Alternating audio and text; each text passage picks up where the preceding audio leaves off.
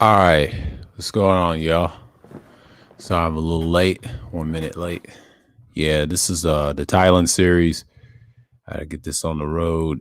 Um, Let me get set up for a minute. Put this right quick. Yeah, I just came from a stream from China while she was interviewing Ramil, so I had to get up out of there. I know she ain't gonna keep that shit up because of Ramil. So you know how it is. I'm gonna say pre-Thailand. Nope, this is not for entertainment, educational. Keep it short and sweet.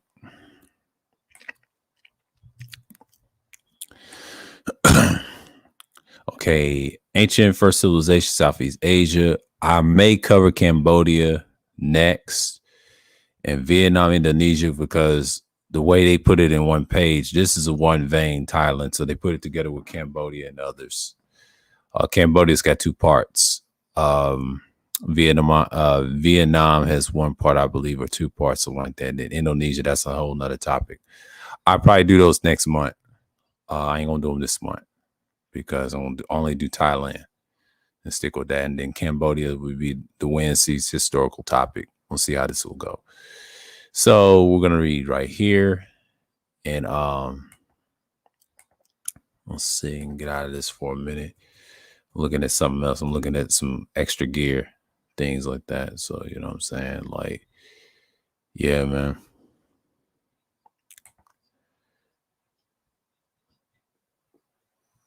Mm.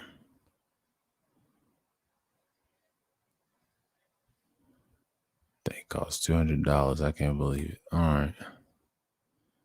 So Walmart. Okay. I'll have to look at more reviews on this. The dynamic one right here. Okay. Already got what I'm gonna get next month. Yeah. Let's see here. I got my popcorn ready. Yeah. Let's go on, Tampa. Okay. Ancient man first civilization, Southeast Asia. As we stated earlier, the people of the Indus Valley civilization did not live only in Indus Valley. Rather, the extent of the civilization ranged from the Persian Gulf to Southeast Asia. And it is here in Southeast Asia that we can perhaps get a glimpse of how these people live in their pure state. This is factual. I did a series called Indus Valley, and that's a good stream. It's part of my I'll say my historical streams that I'm about to done and whatever. So you can check that stream out if y'all coming in new and whatever. It's just like we cover that topic and talk about the East Indian people and things like that. So what we're gonna do is we're gonna make sure this is gonna happen. So we're gonna talk about certain things, but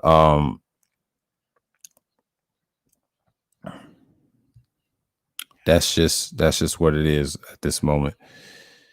And yeah, we're gonna talk about it and do things like that. So let me see if I got my history logs in here. It's in my dark history series. I talked about that like weeks back or months ago. I talked about the Indus Valley. It was a 2-hour stream. I did that. That's a good piece. And the reason I did it because I felt like that's need to be talked about. And that's part of it.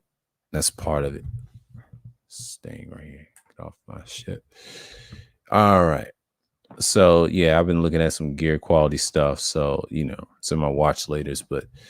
But to this, I'm gonna be blunt with this one. So this will tie in what we talked about the last time we tie in is Hawaii. We talked about Hawaii the last time we talked, and it ties in about Thailand. Talk about the many people. We're gonna get into it. So, and the Glenn appears say, okay, we will now take a brief look at the poorly researched, little understood ancient civilization of Thailand, Cambodia, Vietnam, and Indonesia. We'll talk about Cambodia, Vietnam, Indonesia next month.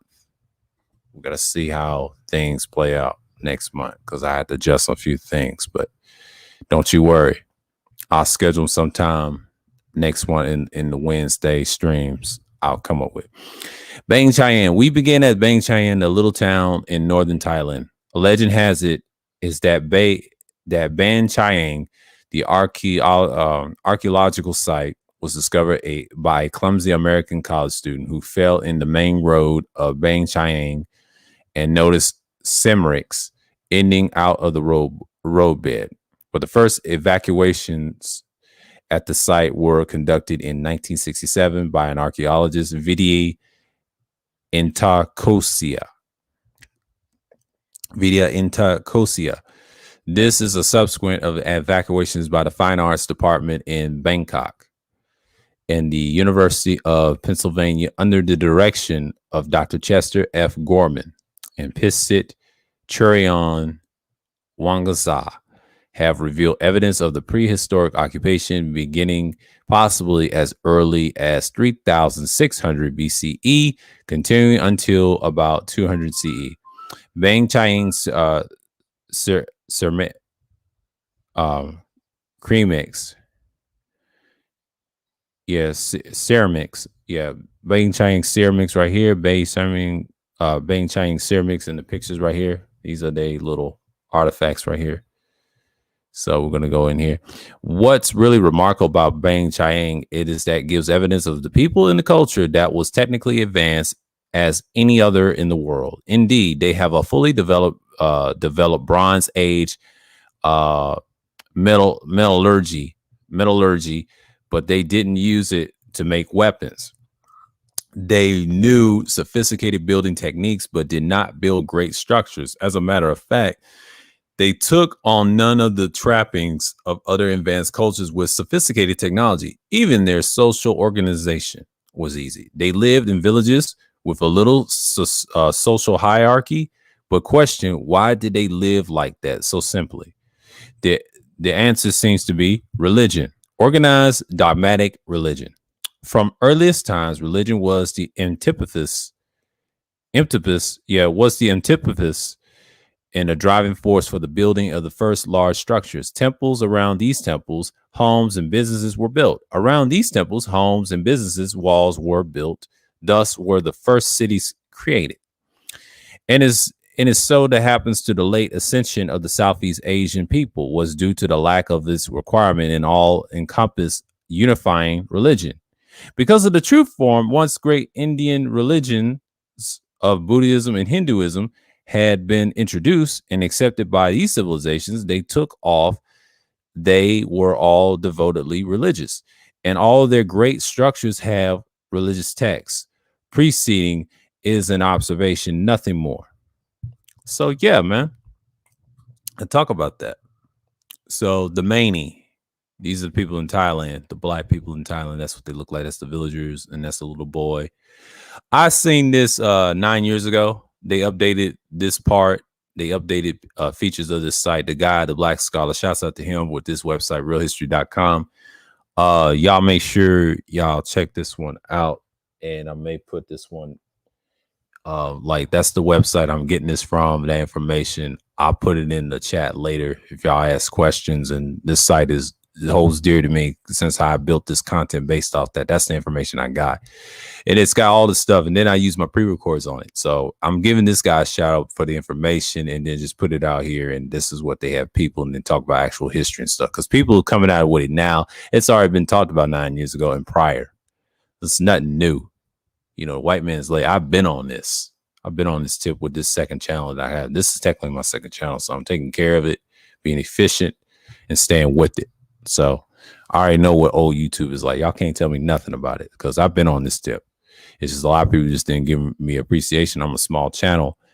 I've been more efficient with the work of the knowledge right here. So that's what I'm about with this channel. So strictly. But if I do make another channel, it's going to be like a podcast and talk about different things and things like that. That's just something I'll think about, but I'm not thinking about it right now because I ain't got the proper studio and things like that. But I'll say that's near future stuff. You know, I ain't working on it right now. I'm focused on the historical, my content, what it's about, keep it fresh, keep the information fresh, and then just move forward. I'm strictly audio with this one, but if I do another channel, it's going to be like a setup combination of this and things like that. But I'm going to talk about what matters. But these descendants right here, original people of Thailand, the Mani people right here, that they're showing you, this is like a tribal group. That's what they look like. Old boy right here. Showing you the looks of them. They live in Thailand, probably in the outskirts. Okay. The Mani had lived in the hilly interior of southern Thailand for thousands and perhaps tens of thousands of years. For the last several thousand years at least. They have done so in case association with the succession of a later arrivals, Vididoid and Moncumer and Indian Malay and Mongolid, Mongolid and other groups. Apologize for the people that's called that. All right, Mongolid and other groups. Although the Mani do not seem to have intermarry much with outsiders who mostly despise them. Their contact was still close enough for them to have acquired some cultural traits for their neighbors. Yet these tiny groups have amazingly done as without losing their separate entity and tribal character. Okay. Yeah, this is right here. And then there's the kingdom of Funan in Cambodia. We'll talk about Cambodia, but we're going to talk about the mind of we're going to talk about the kingdom of Funan in Cambodia. We'll talk about Cambodia next since they added in Thailand. We're going to talk about them. I will say next month on a Wednesday. I ain't gonna promise you much. I'll talk about them next month. The next series we're gonna talk about, it'll be Cambodia and what they talked about. It'll be Cambodia. They already gave me an idea. And Vietnam and Indonesia. But we'll talk about Cambodia first because I want to talk about Cambodia next. And then we're going to go with Vietnam and then Indonesia. That's to be the end of these Dark History series.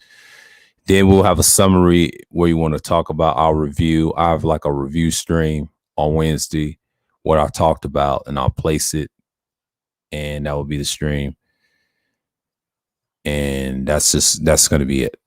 So, okay. Kingdom of Funan, or Funan of Funan, how you want to pronounce it, Cambodia. Historically, the first great Southeast Asian kingdom that we know anything about. It is that Khmer Kingdom of Funan. Funan was a Cambodian kingdom located around the Mekong Delta. We know very little about it, except that it was a powerful seafaring and trading state. This is the evidence by the discovery of the Roman, Chinese, Indian goods found there during the archaeological evacuation. The capital is thought to initially have been located at the Via Diaharpura near modern Phnom Penh and Ping in Cambodia. Okay, that's their capitals, right? So let's get this on the way. Fulanese Empire reached the furthest extent. Hold on. I don't hit my game real quick. Let's see. Get y'all.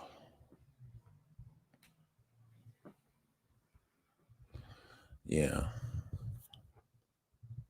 Let me get this out the way.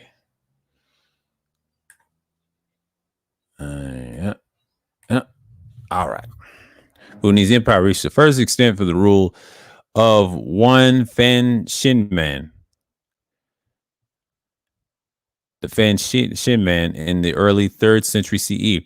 At this time, the Funan extended, yes, pronounced, okay, Funan, or Funan, okay, Funan extended as far south as Malaysia, as far west as Burma. These Fananese established a strong system of mercantilism and commercial monopolies that would become the pattern for the future of the empires in the region. The Fan Shiman expanded the Fanan fleet, improved the Fananese bureaucracy, establishing a quasi-feudal system that left local customs identities largely intact, particularly in the empire's farthest reaches. As the Funansian people right here, That's from Cambodia. That's what they look. That's like the first empire. That's what they look, and that's what these people come from. You see the relics right here. That's what the peoples are talking about. And that's what we're going to focus on. And, I won't keep this up, whatever. Okay, the Fanani Kingdom is said to have been heavily influenced by Indian culture. Sanskrit was the language at the court. You hear the term Sanskrit was the language, okay? And the Fananese advocated Hinduism. Later, after the 5th century, also Buddhism. Records show that the taxes were paid in silver, gold, pearls, and perfume wood. Chinese merchants reported that the Fananese practiced slavery and that justice was rendered through trial by ordeal, including such methods as carrying a red hot iron chain, retrieving gold rings and eggs from boiled water. And that's how they punished people back then. These people were rough. And then we got the Mon of Thailand. The Mon of Thailand. Okay. In about 600 CE, the Champa of Vietnam, more about them later, sacked of Funan and brought in under a vassalage. This turn of the events allowed the Mon of Thailand to break away from Fananese vassalage and establish their own kingdoms. The most important of these Mon kingdoms was Davarafati, which dates from approximately the 6th and the 11th century CE. It was centered at the Chao Phraya River in the modern day Thailand, and Nakhon Pathom as the capital. So it's a Chao Phraya River Valley. Yeah, these are the people. They was part of that Funan Kingdom in Cambodia, so they broke away, and that's how you got Thailand. This is the history of Thailand. It started, they said 600 CE, 11th century CE. 11th century CE, and approximately that number. Okay, so these are the people right here. This is the Mon 800 CE, Thailand 700 CE. This is the people in the statues right here. So that's pre-Thailand or something like that. Pre-Thailand is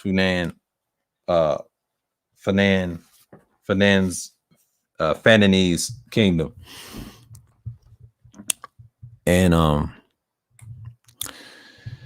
okay, and then they're showing you the relics, but I'm going to scroll down. Okay, the Mon were rarely politically dominant, but rather almost continually under the shadow of their stronger neighbors. The Davarafidi was prevented by geopolitical barriers from the establishing close political ties with other Mon states. To the west is southern Myanmar, known as Burma. See, a lot of people call it, Myanmar and Burma. And with the Mon state in northern Thailand, consequently, Davarati experienced political domination by neighboring peoples on at least 3 separate occasions in the 10th century. But the Burmese conquered in the Mon state of Taitan, which was the west of the Tananazarium Yama from 1100 CE to the 13 CE. The Khmer and Cambodia arose in the east and reestablished their empire finally in the late 13th century when the Davarati was absorbed by the current inhabitants of Thailand, the Mongols of Thai. So they absorbed the Thailand people. See, old Thailand came from Funan Kingdom, so you know how that is. And they got conquered by other groups of people. How that is.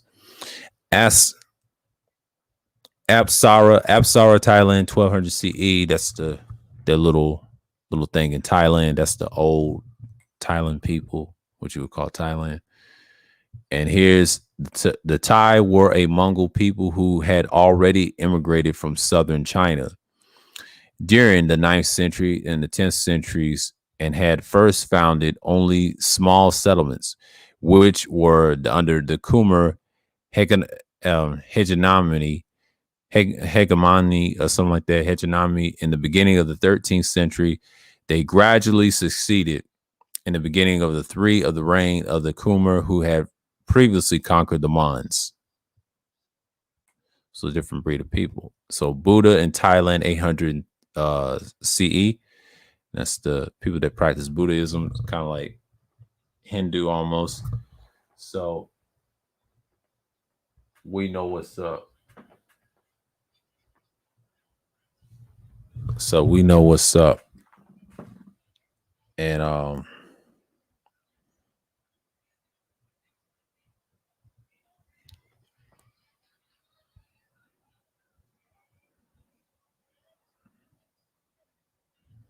we know what's up.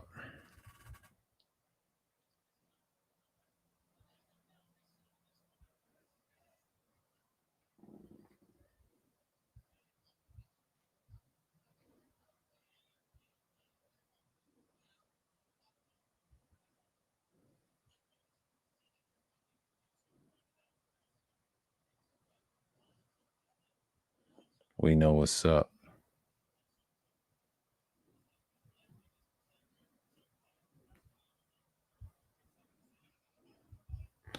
Yeah, and that's what the people. Okay, the first Thai kingdom was Sukhothai in the central plains of Thailand, from which originated the modern Thai culture, which is the blend of Mongol and Mon. The Thai alphabet script were developed were, during this Sukhothai period. The subjugation, okay, the subjugation did not mean to immediate extinction for the Mon. However, it appears that the Thai allowed the Mon to retain their customs and relative degree of racial uh, homogeneity for a homogeneity for a time. Of course, that could not last very long. Naturally, there would be crossbreeding, and today it would be very difficult to find a Thai purely Mongol blood or one with purely Mon blood. Click here for the statues of Mon. Okay, I'm going to say these are the statues of Mon. We're going to show you. That's what they look like in Thailand and things like that. Buddha, Shaka New Moon, Thailand 900 CEs. These are the day 600 CEs, the Mon of Thailand. So this is old Thailand and stuff like that. You probably might see these in Thailand and things like that. They're little gods, they're little deities. And that's what the Vishnu Thailand 700 CE. Look at that. Look at that shit. That's in Thailand, right? If y'all want to look at this on your own time, put this in your favorites. We're gonna copy this as well. We're gonna put this in the chat. So we're gonna get into. It's just like we're gonna be in here for a while, so it's a little history, little piece, and yeah, class is in session. What's going on, Just DeAndre? Salute to you, man. Salute to Rashawn. Let's just say Mike. Appreciate you coming through, man. Yeah, man. We're gonna get into it. So I was like looking at this because I could have did a piece on this years ago in a pre-record, but at the time, my channel and the group I was subscribing to back then, we was like under attack, so it's no need to talk about them. I mean, I could have did pre-records of them all day. And okay, here's the modern Thailand people, the descendants of light-skinned Chinese invaders currently rule Thailand. This is the look they were associated with Thailand. This is true today. Yeah, that's the interbreeding. This is the modern people now. Because China did interbreed the darker Asian people, so we already know. And it's hard to tell but reality is quite another matter. Yes, another matter. That's what the dude said. It's not that difficult. That's what they look like now. So we got to accept what we can get. This is modern Thailand people. No shots at them. This is what you're looking at. So you go ancient, you have to go back what they look like right here. So those people don't exist anymore. That's why the Mani people is so important. That tribal people, and that's it. They're a little darker. Some of them a little different shades, but they add mixture. It kind of changes that. You know what I'm saying? Now you got the darker ones. I believe that's the darker Asian, right? There's some in the outskirts, but the ones you see on TV, that's what they show you. And I'm sorry to say that it's like a caste system, kind of like India, and they're a little darker. These are modern. A lot of them are mixed up. I've seen this 9 years old with the picture of these women. This is the women you fellas like to go over there, but you gotta be careful. It's a dangerous country and a culture. And I mean, it's a nice culture, but it can be very dangerous if you ain't careful. This Tiger Woods, of course, he's got other brothers and sisters that are black. That's confirmed. He don't even know them. Shouts out to Paul Mooney. Rest in peace to the late great Paul Mooney for talking about that. He told on people about that. But that's his father's second wife, married a Thai woman. Now, some people can call it the C word and all that. All right, fine, cool. Let's just go there. But when I was growing up, when I heard about Tiger, his rise and all that stuff in the 90s, I heard about him in the mid 90s. But as a kid growing up, not much about him because I grew up watching Michael Jordan. But he was popular back in the day because in golf, his dad inspired him to do it. But when I saw his family and they made a movie about him, this is the family we see in the 90s. Okay. In the 80s, I didn't hear much about him. Then when I did my research, when I got a little older in my teen years, I understand the family and his all that stuff. But I didn't know he had other siblings that are black. But that's a whole nother matter. But Thailand is mixed with Thai. He is, what do you say, Kablasian. That means black and Asian or whatever you want to call it. But it's, he is considered Blasian, but he's black and Thai. So, yeah, he's a famous billionaire golfer. He lost his money, but he got it back. So Tiger, the great Tiger Woods, and his mom, and it shows you right here. 98 between his parents and the cool city. Earl Woods has described himself as, Kabbalah-Asian. Yeah, Kabbalah-Asian, which is silly to me. I mean, but I understand. I understand what Tiger was, his father was trying to describe him.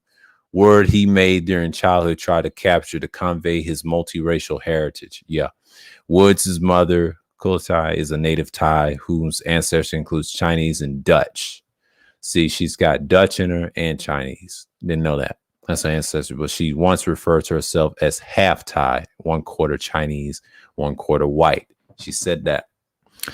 Woods' father, Earl, was an African-American, so-called African-American. He's one of us black people whose heritage include white, Asian, and Native American ancestors. See, he said he got something in him. He said that Earl once called himself half black, 1/4 American Indian, 1/4 Chinese. See, there he go.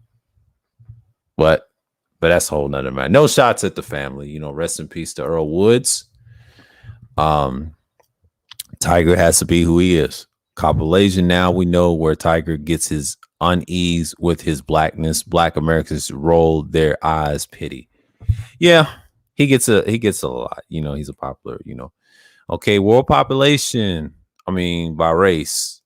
Mongol population, China and Korea is 1,637,452,415 people, which is about 21% of the world's population. The other is 67.5 or 5.19 billion is black or mulatto. God damn. Wow. That is unbelievable. Let's read that again, ladies and gentlemen. The other 67.5% or 5.19 billion is black or mulatto. That is so true. Yeah, the rest of the world is Asian, they're mixed. So we already know that. Now, the white albino population of the world is about 850 million? Not 850,000, 850 million. Wow. Which is about 11.5 of the total world population. It will be world's population of 7.5, 7.77 billion, but the Mongol population is bigger than that. Mm-hmm. Assuming about 540 I should say million or 0.54 billion mulattoes worldwide. That means the pure black population of the world is about 4.65 billion or 60%. God damn. So it's 4.65 billion pure black people or 60%. That's amazing. I'm glad you put this in here. However, the Southeast Asia countries of Cambodia, Burma, known as Myanmar now, Malaysia, Thailand, Vietnam, the Philippines, and Indonesia are a 645 million person part of the world population. These are all formerly black countries like Hawaii, which were invaded by Mongols, sometimes by war, sometimes by migration. True. Most of the time, it's really by migration when you do research. This, some of it was war, and some of it was majority of it was really migration. A lot of times, the war didn't really matter. It was warring in the same country, and they just have to migrate it there. That's usually the way it is. That's a fair assessment with this guy right here. Great research right here. They're all ruled now by light-skinned Mongols who are a course of mulattoes themselves, which they are mixed themselves, which is true. That's what you got today in Asia, so it's no issue. But unlike Hawaii, populations of the native blacks still survive, which is true. Then there are the descendants of the light-skinned Mongol invaders, plus the mulattoes produced by the two. In Vietnam and the Philippines, French and Spanish and Dutch colonizers also added to the gene pool, making it impossible to categorize these countries as black, Mongol, albino, or mulatto. See China section for more detail. Yeah, we talked about China in the history in Europe. So we talked about China, so it's no need and all that. So, we're going to stop it. Oh, damn, they got the tombs and all that stuff. Okay. Yeah, the materials. So he's got all that.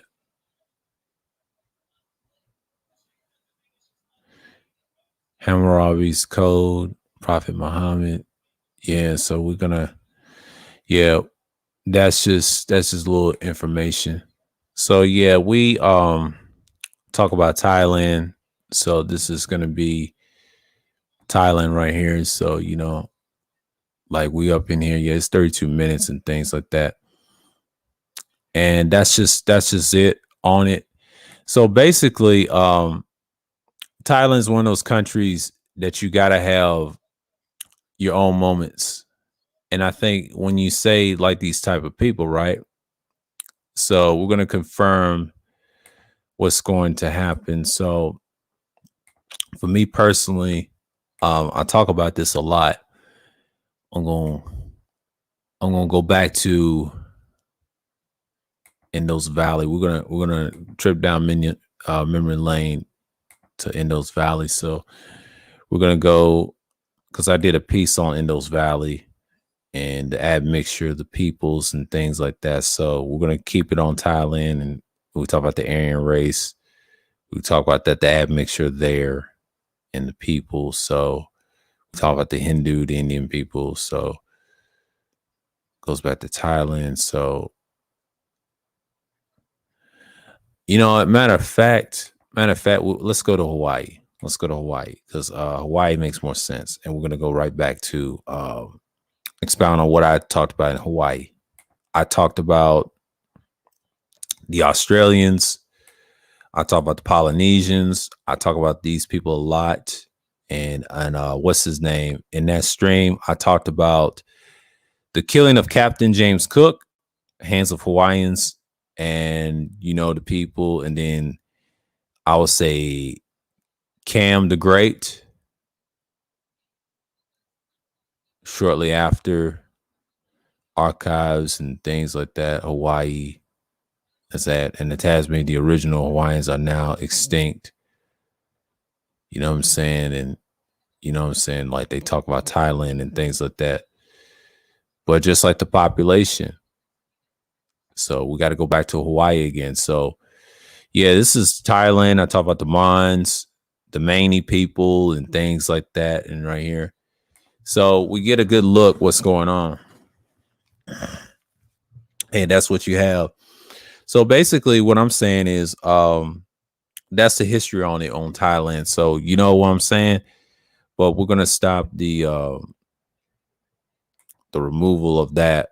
So we're gonna get into we're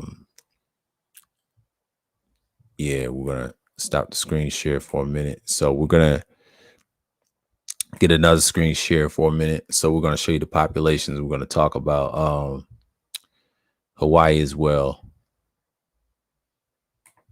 See, I talked about this in my last stream. about this, about the Hawaii and the population. We're going back to what we're seeing. Just like it said, we're going to confirm this. 2005 Hawaii's population by race. As you can see in the other, it says 34%, and that's other. That's a lot of mixed people and things like that, mixed with different things, right? Then you got the Filipino crowd. They're a little race. Japanese, they're a little race, but they're admixture mulattoes themselves, right? And Chinese, 4% Chinese. And the purple is Hawaiian, and part Hawaiian is in the purple at 6%. Caucasian, 25%. U.S. Census Bureau 2005, that's what it is. And then they said the DNA. So, you're getting what you get. And then there's Samoa. A lot of people got their dark cultures and things like that. So I always talk about these. I should have went in depth on Hawaii, but then you got your admixture people and the darker people. So, the Solomon Islands and things like that. But the Tasmanians, the people I told you about, the tuner minor weight and a Maoboy Hinar, and that's the people that got killed on the square in Australia and things like that. And that's what the people look. New Guinea looks like. That's the people look like. I talk about these a lot. And here's the beheading by the Japanese, the conquest, confirming what I was saying about Thailand. They all around the same quadrant, and they got conquested. So yeah, man. And they showed you they was in canoes when they came over here in Americas. And here's the guy we just talked about, the Mani of Thailand. We just confirmed where the Negritos, that's right here in this picture. And we confirmed what Thailand is. The mainland ancestors of Lapita people. See? That's what these people are. These are the original people what Thailand used to be like. So we have that conjecture. We have that little knowledge. And that's just built on what we built on. So basically, you just dare to see what I'm talking about. So mainly, I'm just going to put that forth. So that's confirming what I'm talking about. I'm just going to remove it. And I'll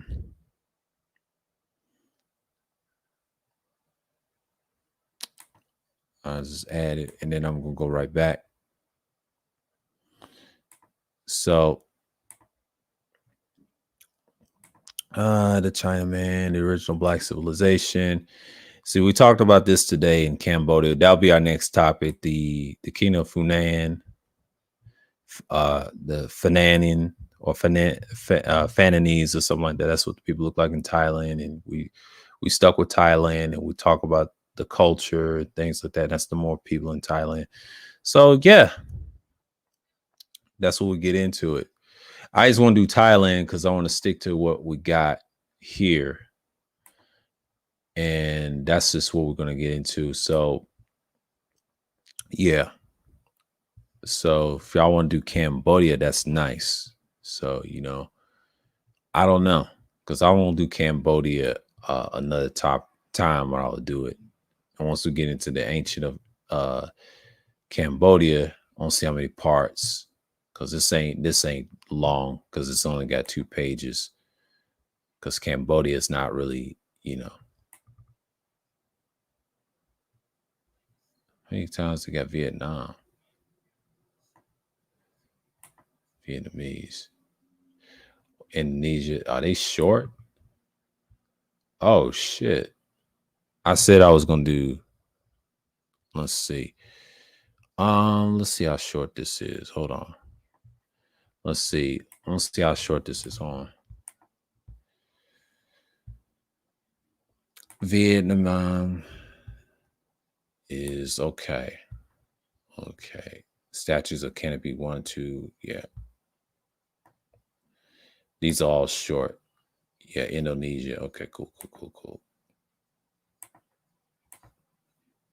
Let's look at Indonesia, for example. So Indonesia, that's 2. Yeah, Indonesian people. And it stops at Mesoamerica. Okay, they one-shop stop. Okay, Cambodia is like the next over. I don't see what Thailand is talking about, because when you're talking about one at a time, they add them in together in Southeast Asia. So basically, yeah, Kumar. Thought it was two Kumar statues and things like that. Yeah, Thailand. Well, we'll talk about Cambodia another time. We're gonna focus on the Thailand thing. So, yeah, Thailand has its own history. So when we talk about the Mani people, that's the modern people, and so we get what we can get. I'm gonna look at something on the website and then find something because we got 30 some minutes in, so we're just doing it.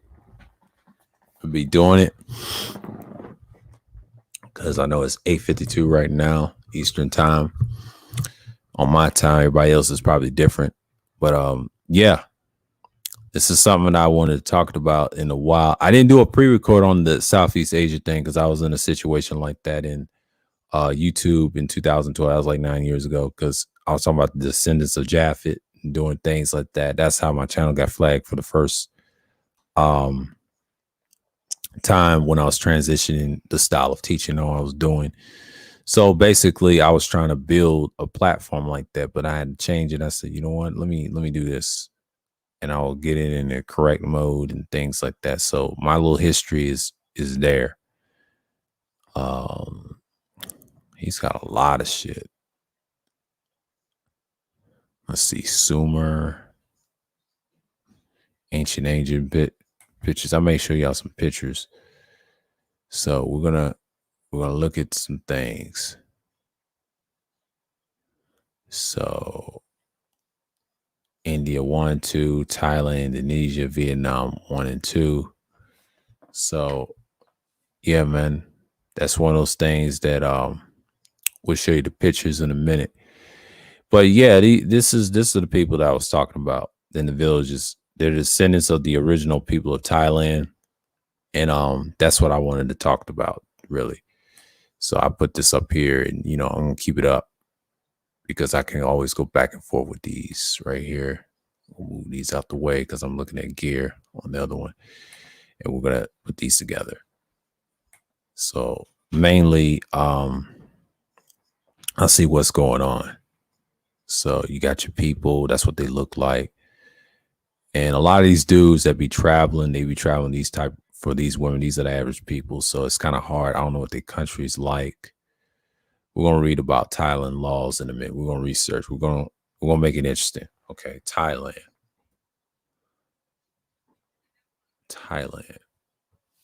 Let's look at Thailand. Country in Asia, right? It's Southeast Asian country. It's known for the tropical beaches, opulent royal palaces, ancient ruins, they said, ornate temples displaying figures of Buddha in Bangkok, the capital, and ultra modern cityscape rises. The next quiet canal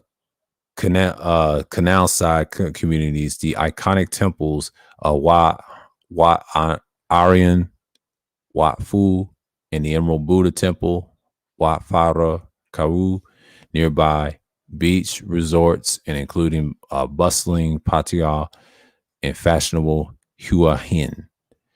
So the dialing code is plus 66, and then the capital is Bangkok, of course. The king is King Maha. I ain't gonna say his last name. I ain't gonna butcher it.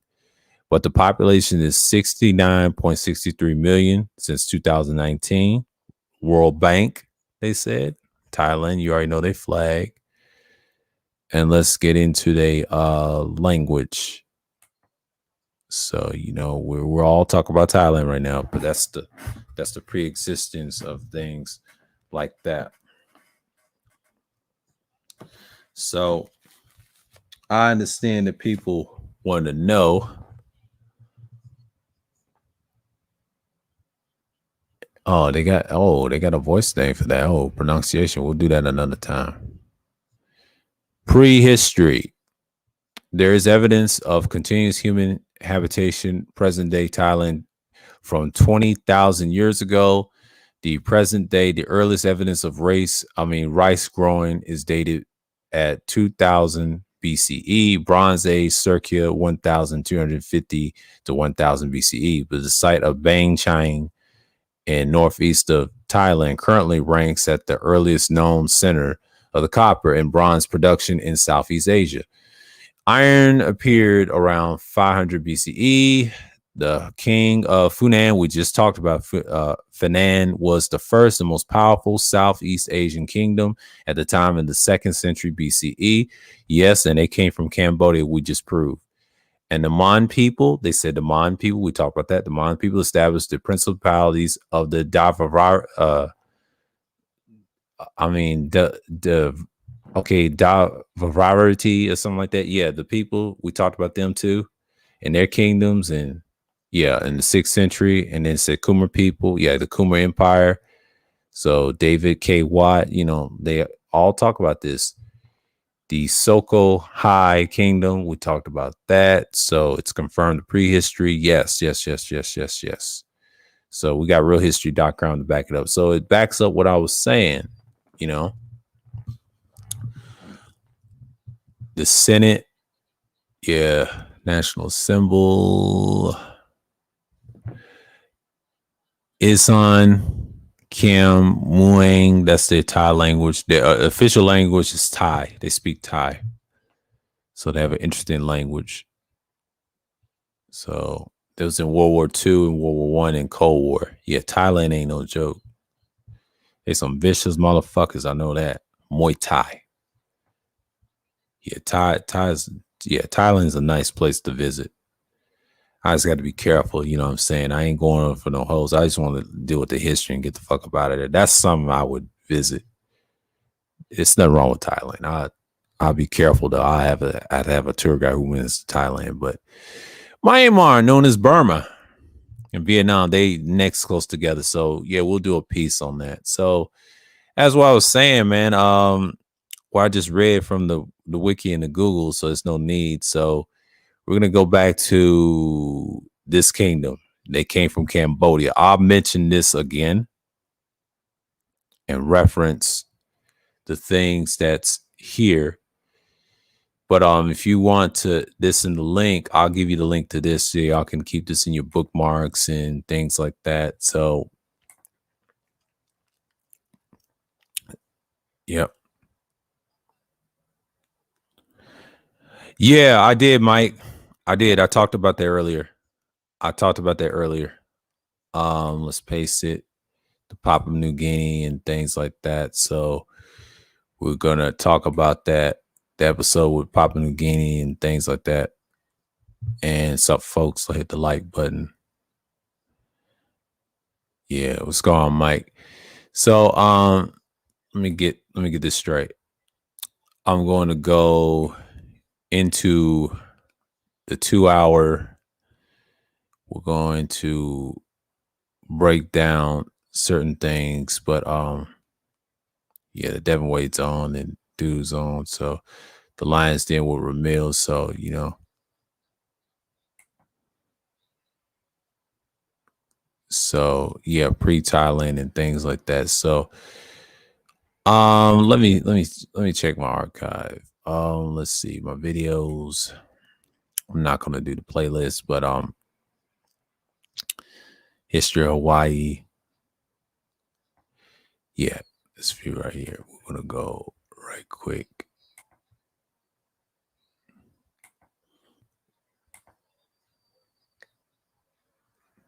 All right. Yeah, this is the history of Hawaii. I'm gonna talk about the Australians and the Polynesians. We'll get into it. We're gonna get into the Pacific Islanders and the Tasmanians, and we're just gonna knock this one out. This is a little long read. This may be to an hour. I'm gonna see how I do.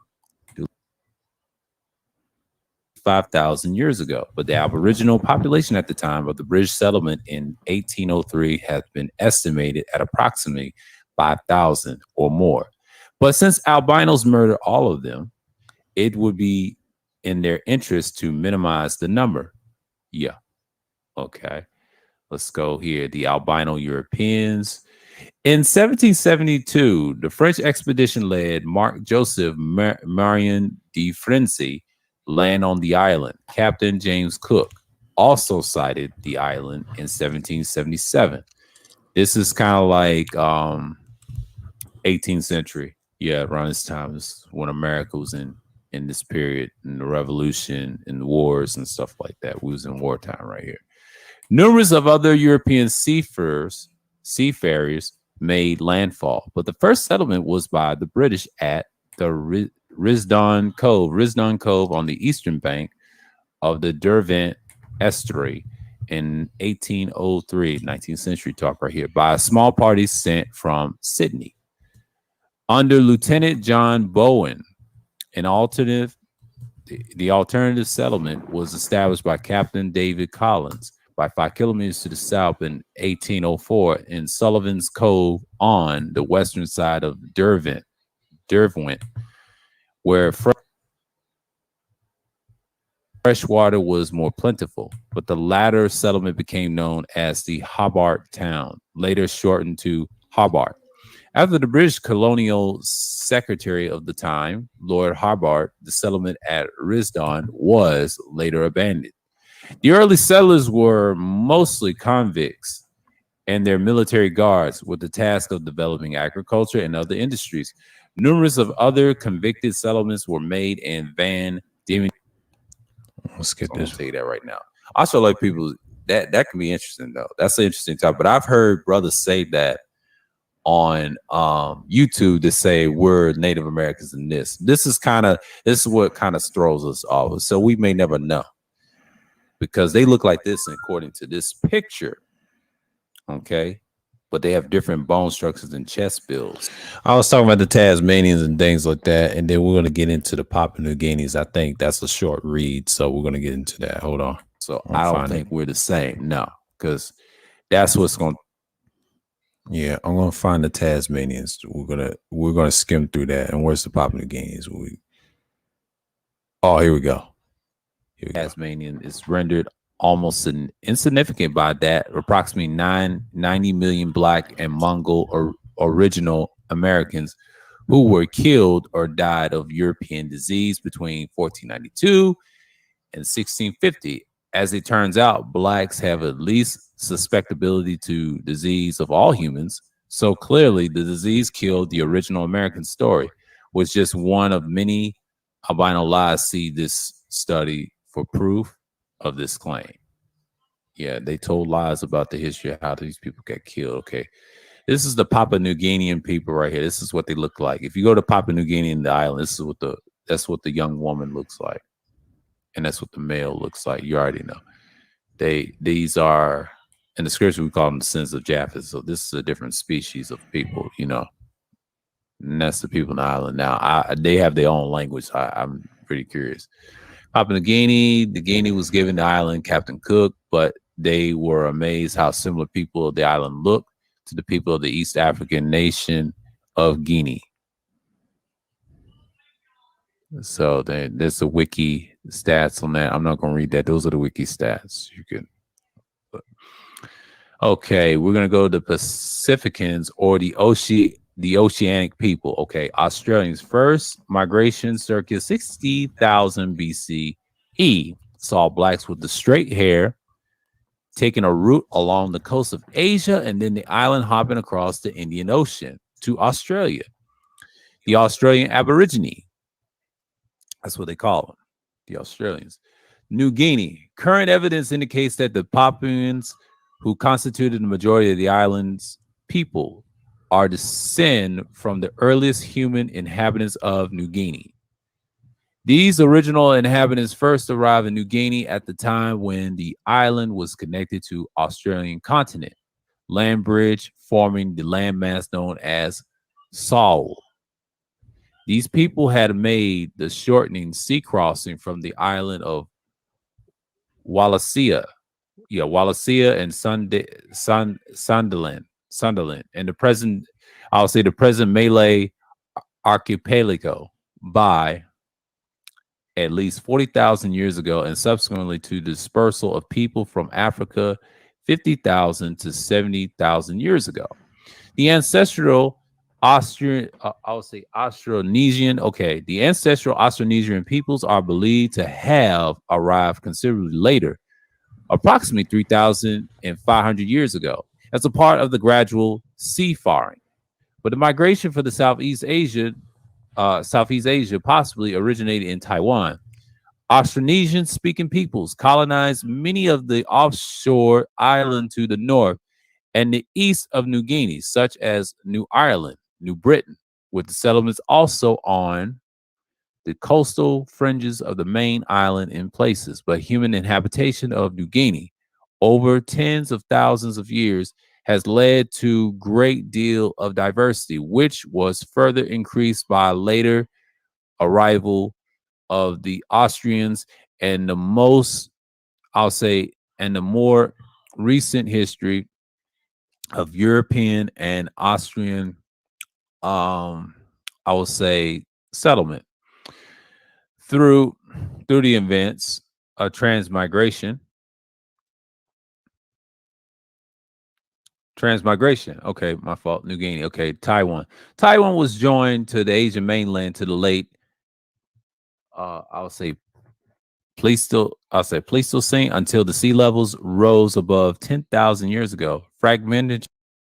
Yeah, I was going into Taiwan and things like that, but yeah, I covered this piece or whatever, and then talk about the people getting slaughtered, and here's me talking about this Of again. the We're gonna Shidi reference this right tribe here. during the Japanese occupation, 1930. Oh man, you see how brutal the Japanese are. This is what me and Justin Andre would be talking about on these panels. He talk about the history of Japan and stuff. He lives in Japan, by the way, y'all. This right here, wow. Good job with this website. Hmm. We definitely need to talk about that. Hell yeah, that's some awful ass shit. It's a big graphic, but yeah, that's what they show you, folks. I mean, they're not playing around. Let's go back up here. Let me stop bullshit. This is what conquest is about, man. You also know the white man, the conquest everybody. No, no, no. Other races full of shit too. They cut heads off too. We can do the same shit if we want to. That's just the Homo sapien human being. It means human being. The Homo sapiens, what they would say, the scientific term, or human beings, so-called human beings. I would say mankind is known to kill each other. We don't care. We don't give a fuck. Conquest, right? That's what life's about. Only difference is American military do the same shit. We got high powerful weapons. We're doing the same shit all over again. It's sad, but true.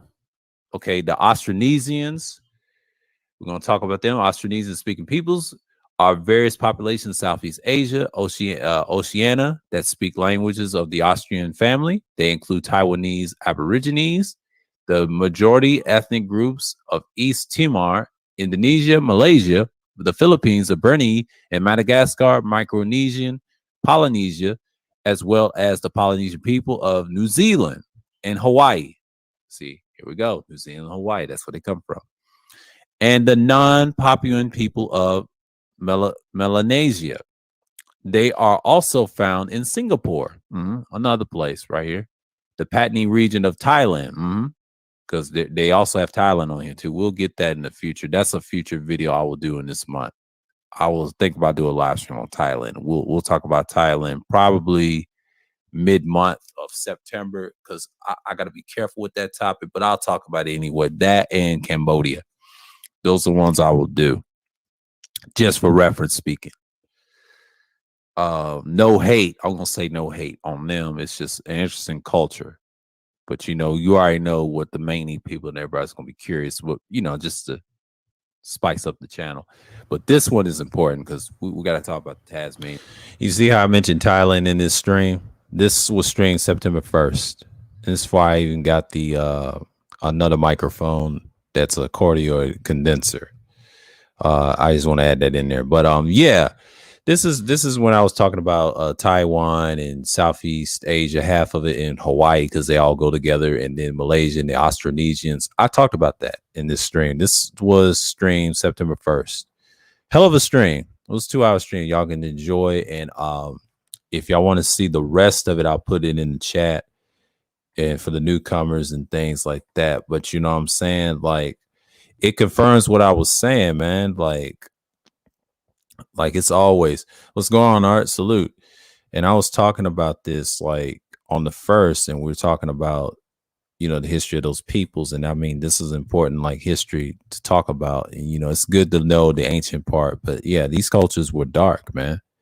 These are dark cultures. I used to study this stuff 9 years ago on this website. And then I looked at others around in certain books they had on it. And people was talking about it in the conscious community at the time. This is what people wasn't speaking on. I was speaking this shit 9 years ago. It was not popular at the time, but see how evergreen it got over my 6-year hiatus, and it grew. People start watching my stuff, and that's usually what happens when I was in the pre-record era. So I wasn't doing live streams like this. My live stream career started in 2021, and start putting these things together and put it on the live stream so I can talk to you. See, they updated the site each year. The guy's doing good on his research. This is before pre-COVID, so I had everybody in the chat that day too. I had UD, I had Pastor $40, I had Sir Anthony, Char Willie, aka Just Ask Char, I had Justy Andre, he was there, a lot of chips, Gold Professor, Gold P, Gold Professor. I had MTGV TV, she was there, Make Us Go Viral TV. So I had a couple of people there, but I'll finish the rest of this and then I'll go in depth on Cam the Great, meanings and people like that, because this is important. I want to put this feature out here. So, the dark indigenous cultures too. That's what we're talking about too. And the region of Thailand and Cham areas of Vietnam. See, we talk about Vietnam, okay? Remnants of Champi Kingdom, which covered the central and southern Vietnam, Cambodia, and Hainan and China territories populated. Austronesian-speaking peoples are known collectively as Austronesia. That's what they, yeah. Ritual of the little black people. For the past 100 years or so, the Sasayat tribe of Taiwan has performed the songs of the ritual of the festival to bring good harvest, ward off bad luck, and keep alive the spirit of the race of people who are said to have preceded all others. He said, preceded all others in Taiwan, which they were exterminated. Damn, they said they was exterminated. You hear that? They were exterminated. Goddamn. Just like the Tasmanians. It wasn't just, that was a conquest. In fact, the short black men the festival celebrates are one of the most ancient types of modern humans on this planet. Their kin are still survive in Asia today, which is true. They are said to be diminutive Africoids. I've heard of this term, Africoids.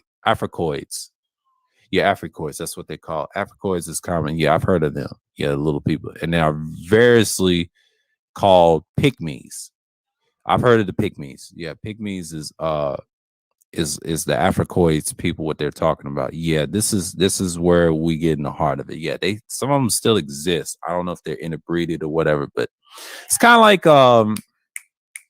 those Geechee people from North Carolina. See, some groups, they haven't been conquested like that. You know what I'm saying? The white man don't want to deal with small populations, but if you're big in certain lands, it's kind of weird that someone would pushed out and stay there. So it's like, I don't know what he's got planned for the indigenous people. Yeah, they just let them die off. Just like the Native Americans over here, they just let them die off. And it's a possibility that they don't last long. Black men's not in that position. They say, oh, we're about to be extinct. Bullshit. We absorbing each other. If you want to get technical, who gives a fuck about the other races, man? They're done. Unless we coming back, you know what I'm saying? Like us specifically, I mean, we're a different breed. We're not the same as these people, but I respect these people because they fought against other groups, but they did not have the conventional weapons. Like I said, they got conquested. Like we saw that picture above. It's sad, but hey, that's life. I can't do nothing about that. Only control what's problems here in America. But I'm reading this to y'all. This is some good shit right here. Negritos. Oh, here we go. Pygmies, Negritos. We're gonna get into later. Adia. They are all found in Philippines and northern Malaysia, and Thailand, and Samaratra in Indonesia and other places. We'll definitely talk about Thailand too, because they talk about the Negritos and those too. We're gonna break down Thailand. That's a future stream. I'm gonna do it somewhere around mid-September. I'll schedule it sooner or later.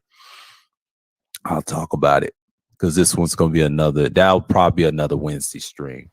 I got Yeah, like I mentioned the Wednesday stream, and we confirm what he just said about the conquest of peoples. What I was saying there is a lot of people starting getting slaughtered at the time, but you know, people's migration, like it said in the Thailand thing that I mentioned in the post here, and I'm going to find what I said and back up what I said about the conquested. He and in this blue letter you saw earlier in the world population by race, and I'm going to read what it says. They said sometimes by war, sometimes by migration, and that's very factual because a lot of times people don't know. That's what happened to certain dark cultures.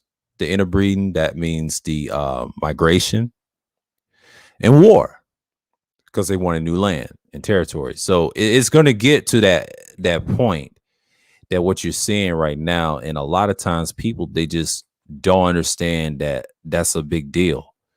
The big deal is a lot of people they just want to get upset about when we talk about this type of history. All cultures are not the same as us. I mean, we come from a culture from the east, whatever, even though we went parts of west, I'll say Africa and Europe, you know, if you want to talk about the Moors, and that's a whole nother beast. I did streams on that all day. But this one right here is important because other cultures are different. They look at us different. See, they had to go through a change and they had to accept it. The darker cultures are on the outskirts, like you see in the indigenous. Anybody indigenous to dark lands that used to live in those lands, they was pushed out. They have their own little communities, kind of like the Amish. They have to learn to survive and deal with life. You know, they didn't have technology. Like I said, they didn't have conventional weapons. They were done. You know, we're as bad as they are. They look at us like the white men too with conventional shit too. So how are we gonna unify a group of people that don't know us like that? And we don't know their language. So it's best to know to learn their culture first and then learn how to speak their language and things like that. And in the indigenous people, it's kind of hard. It's very hard. That's the issue. As black men, we should learn all cultures and just be careful because a lot of cultures can be very dangerous. And you got to learn to deal with people. Dangerous or not dangerous, but learn the environment, learn who they are. And this is what this channel is about. You learn cultures. Let's call it out. Let's see it. If you want to travel these places, be my guest. I ain't got no issue with traveling. I support people that travel and learn the language, learn the history, because these people are important to learn because if they come over here, the mixed people don't know, but some of them do, but the majority don't know because they're blue pill as hell about this knowledge. You got to really understand how it works. They don't teach that stuff in school. Now they're digging up shit because of COVID. They're forced to teach it now and see if it's been conquested or not. So you got to understand, they're not playing with you. You know, this scholar right here, he's not playing with you, and we're not playing with you. You got to know this shit now because the more you learn it now, if y'all are under I would say under 30, and if you're like 25 now, you should learn this stuff. Because see, I learned this stuff in my 20s. Then I enhanced it in my 30s, and I'm still learning certain pieces what they dig up now. If I see new information off what I did, I can always go back to these streams. I can always go back to the pictures and show you I talked about that. I went in depth. That's why the playlist is for. And it's important to you to learn to get that piece of information. I'm just bringing information, some little knowledge about those people, and they do exist. And he's still digging, he's still researching, he's still learning that shit is growing out here, the food and things like that, because American food is bad over here. They're not teaching this stuff in school. This is high grade level stuff right here. You just learn it, stuff that y'all knew, but it confirms it's factual. They have names now. Now, what these lands are called, that's the next step. So yeah, I'm going to get into where I mentioned Cam the Great. That's the ones with the canoes. Y'all can see the other half of yourself, but we're going to get into Hawaii. I call them Polynesians. Did I say Poly? Yeah. Yeah, we're going to go right here. Yeah, Hawaiians are called Polynesians. I said this in the stream. I'm going to go in here right here. X. And albinos are the majority population of the world, but where their mulattoes are passed off as the original. But people in North Africa and Arabian and Middle East, I don't believe there's some Middle East that are all the same to Africa to me. That's his reference term, but okay. but Latin America and the Caribbean, and of course the Pacific. And as usual, albinos' lies are very easily to debunk for those willing to spend a little time to expose the truth. Yeah, I would not use this term because that's another albino term. I think in the future he should get rid of that and just there's no such thing as a Suez Canal. That was added and that was man made. If he gets into that, he'll realize it's all the same.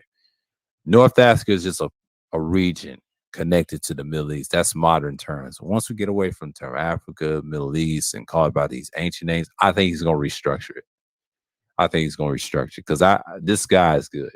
He gets it. He'll eventually get it. Okay. Etymology of Polynesia from ancient Greek.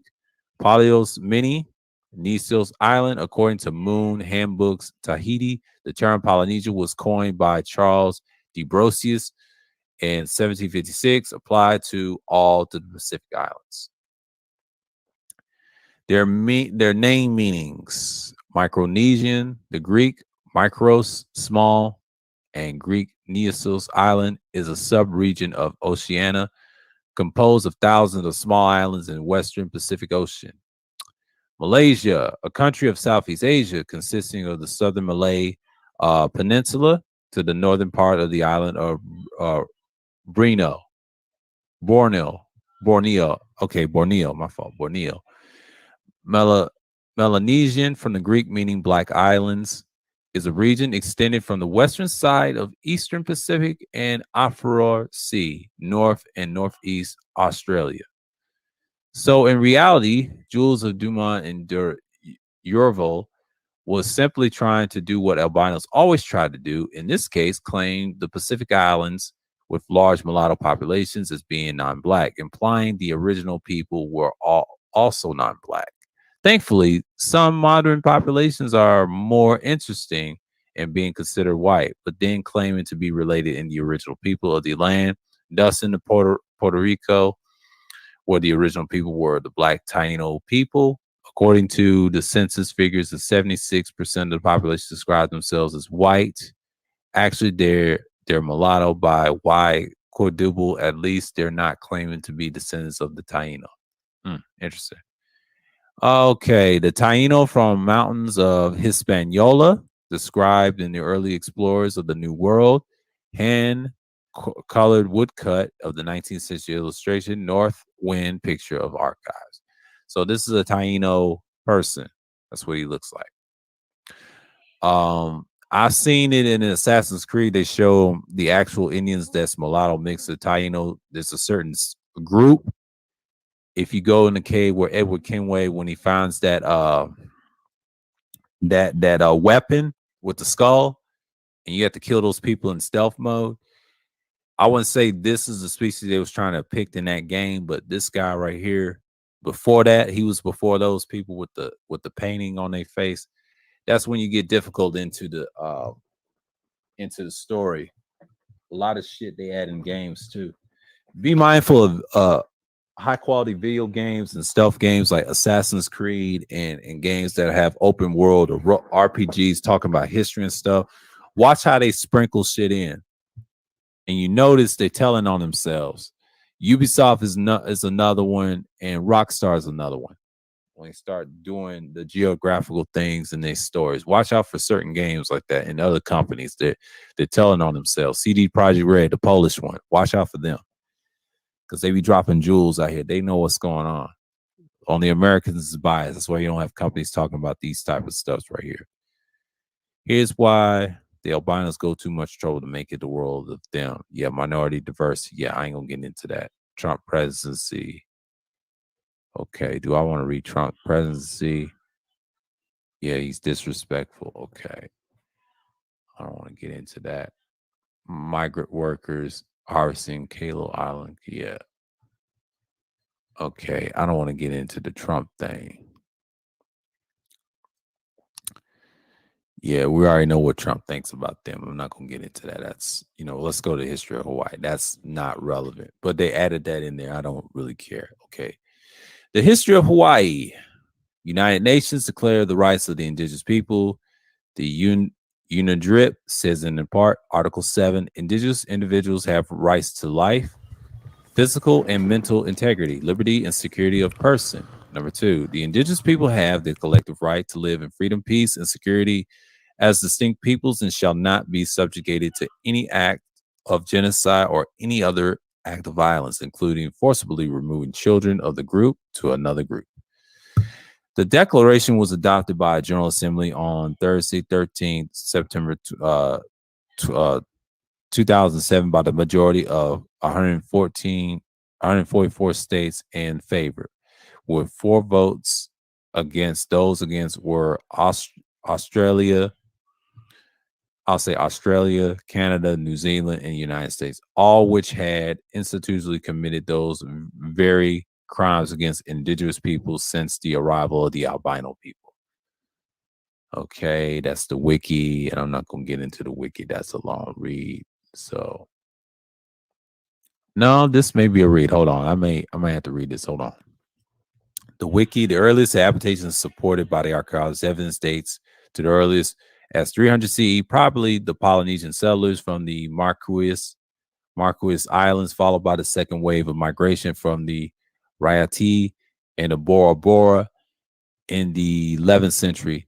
There is a great deal of debate regarding the actual date discovered in the habitation. Some archaeologists and historians believe that an early settlement from the Marquesas and later wave of immigration from Tahiti circa 1000 CE introduced a new line of high chiefs, the Kapu system, the practice of human sacrifice, and the building of Hayu.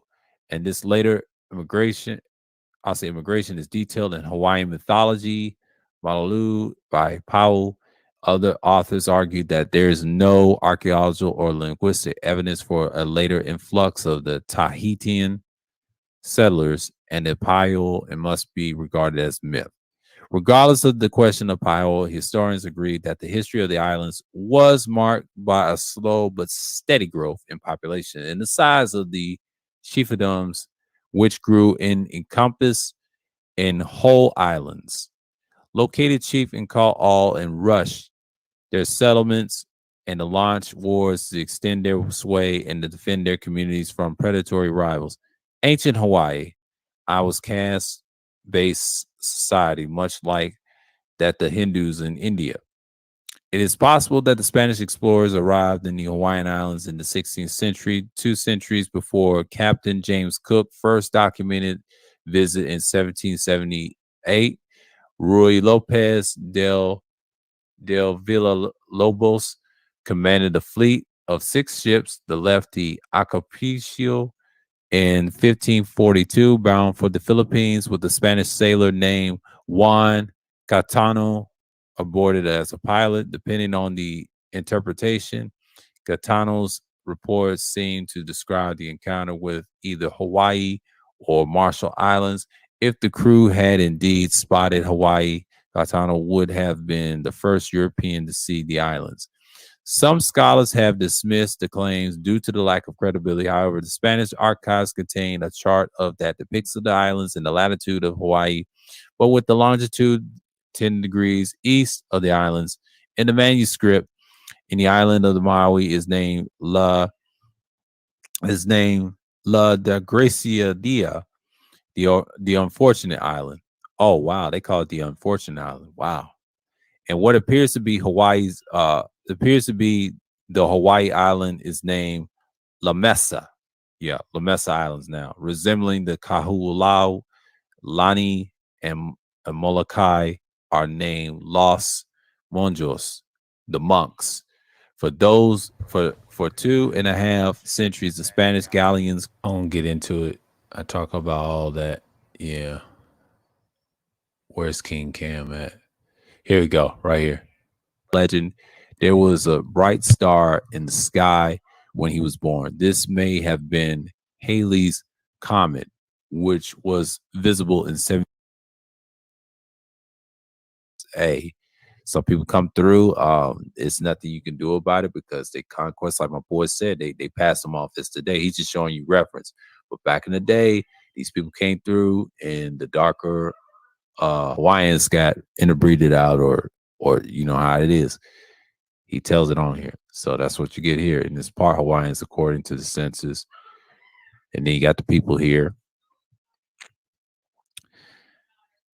Kim, I don't know how to pronounce it. I'll say King. I'll say King Cam the first. I want to say King Cam the first. Cam the Great. I'll say Cam Ha. Cam Ha the Great. Here he is. The birth date of Cam Ha the Great first is also called Cam Ha the Great is not known. According to legend, there was a bright star in the sky when he was born. This may have been Halley's Comet, which was visible in 1758, believing that the star uh, portended to the birth of the free son of Conqueror, chief named Alapape. Alapape tried to have a baby killed, but the child was secretly rescued and brought up in the isolation. And Kami means lonely one. Uh-oh. He's got an interesting name. Okay. As an adult, Cam became chief of the northern half of the island of Hawaii. Eventually, he brought the entire island under his reign, but the other Hawaiian islands were controlled by other kings. But Cam conquered and united them, becoming the ruler of all the islands by 1810. Although the king did not allow non-Hawaiians to interfere in the island politics, he was accepting of foreigners and their innovations, such as muskets and nails. During his reign in Hawaii became an important center of the fur and sandalwood trades. Pineapples were first brought to Hawaii from Spain in 1813, and coffee was first planted in the island in 1818, the year before Cam first died, and macadamia nut trees weren't introduced until 1892. Interesting. So macadamia trees was not introduced, and they brought pineapples from Spain, which is interesting. I know that's true. Yeah, Spain's brought the pineapples. So they brought the coffee and pineapples, and he also brought the macadamia nuts in 1892. Interesting. In 1883, the statue of King Came, I would say King Came the first, was unveiled in Honolulu by King David Kalakukua. Kalakukua. It was depicted. It was a duplicate of the original cast by the Thomas Gould and has been lost at sea, but it was eventually recovered in a place near Kame's birthplace. Another duplicate can be found in the sanctuary of the hall in Washington, D.C. Interesting. Man, they got some histories on this one right here. Here we go. That's your boy right here. 1810, 1819. Here you go right here. This is the guy right here. I don't know if they say he was black or Hawaiian, but this is what he looked like right here. Interesting. It's in Hawaii. King Kane's pictured statue stands prominently in front of the Alawan Hollow today in the home of the Hawaii State Supreme Court in Honolulu, Hawaii. The statue has its origins in 1878 when Walter M. Gibson, the member of the Hawaiian government, the Hawaiians, and a legislature in 10,000 for the project made to the Gibson director in the project, which was originally native Hawaiians, but they were soon off the project, and himself and contracted Thomas R. Gould, and I would say Boston sculptor.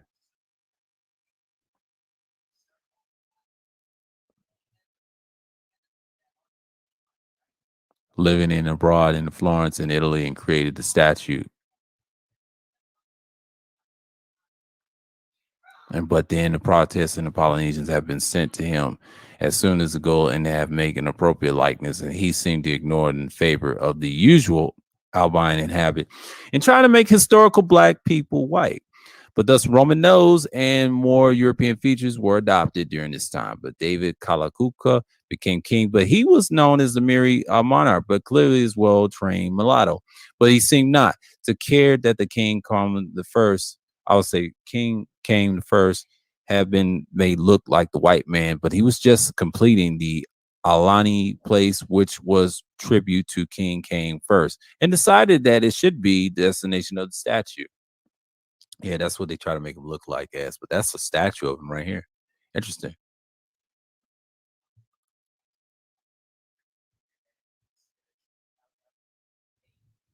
came first shortly before his death, showing him, yeah, The Woman of the Sandwich Islands, Hawaii by Lewis Corse in 1820 in the museum. Yeah. A group of Hawaiian women dancing, surrounded by a ring, spectators by Corse during the erosion and inspection. Called, yeah, 1816. Yeah, I showed all of this. So yeah, this is a stream y'all can look at, and I talked about it and things like that. So I switched it back to my other icon, and so you know what I mean. And that's just it, you know.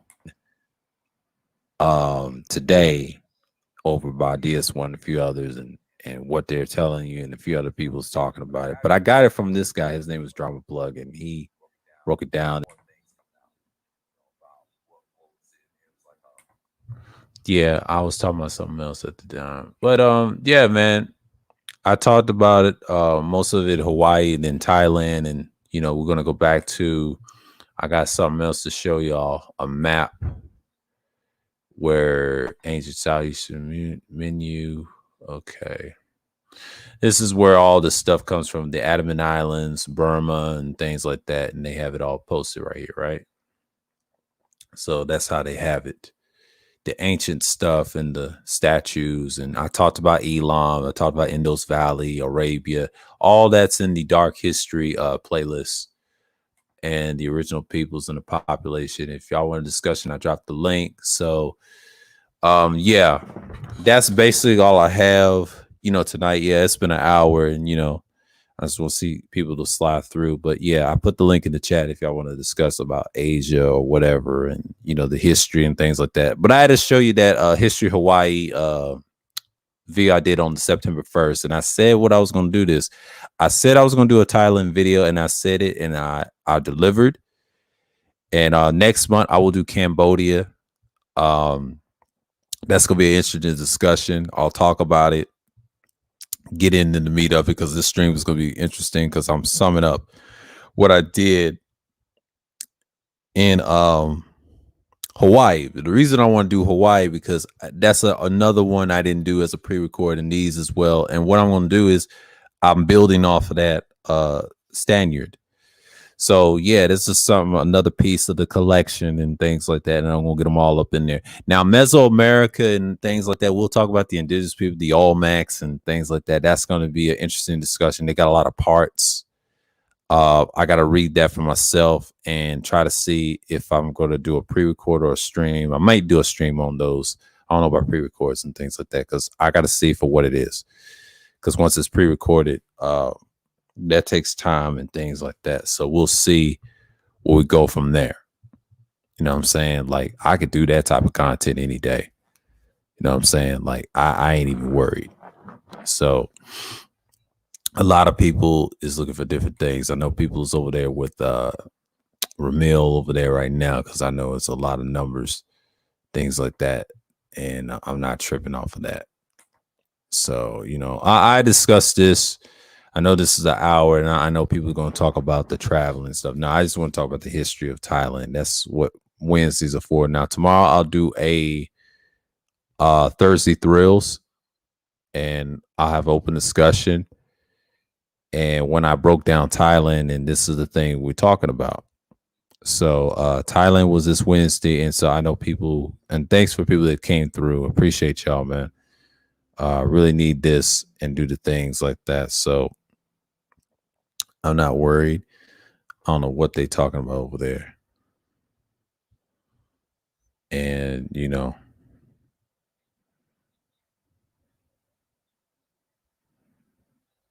yeah.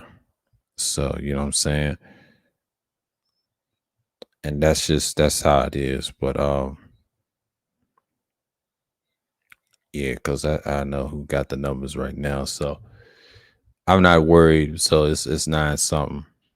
You know, 2 hours will be in the books. Get this in and do things, whatever. So yeah, y'all can slide through. We can discuss or whatever is on your mind. But like I said, the history of Hawaii, I talked about it. I talked about the New Guinean people, West New Guinea, and things like that. I talk about the Papua New Guineans. I confirm what I said in the Thailand thing. I mean, I yet to see the playback of conservatism 2. And I might do I don't know about liberalism. I'll do a research on that. That's gonna be a separate stream. I'll put it on a different day. That's gonna be probably one of those political streams, Mondays and Tuesdays, if I don't have those streams connected, interlocked. So I appreciate the people in that stream that came through, man. Like, I enjoyed that. That was probably the most interesting discussion with the conservatism thing and breaking down to the meat of it, because some people, they just don't know it. They need to know. That's where I stand on it. I ain't trying to pick no sides on it. It's just what it is. And I'll do the same thing with liberalism. Is it my? I'm gonna ask a question for the first part of it, and the second part we're gonna confirm, does it really matter at this point by these terms? Then the last one I'm gonna do is gonna be called libertarianism and these other secular political terms and things like that. Then we'll talk about populism and things like that. I add that in there in the stream as well. That's going to probably be part 2, but part 1 will be the introduction of it, because it may be a day stream or afternoon stream or Sunday stream. We'll see, because I'm not going to go in depth on all of them. They really matter for certain people, and certain people just need to know. But for me, this stream, this needs to be discussed. This is a historical stream. When you talk about Thailand and its history, I gave you everything about it, what they currently are, and they confirmed it. So no shots at the people or anything. It's a little history that I won't add to their little history, and they just got to get used to it. You know, this is the one I should have did pre-records years ago.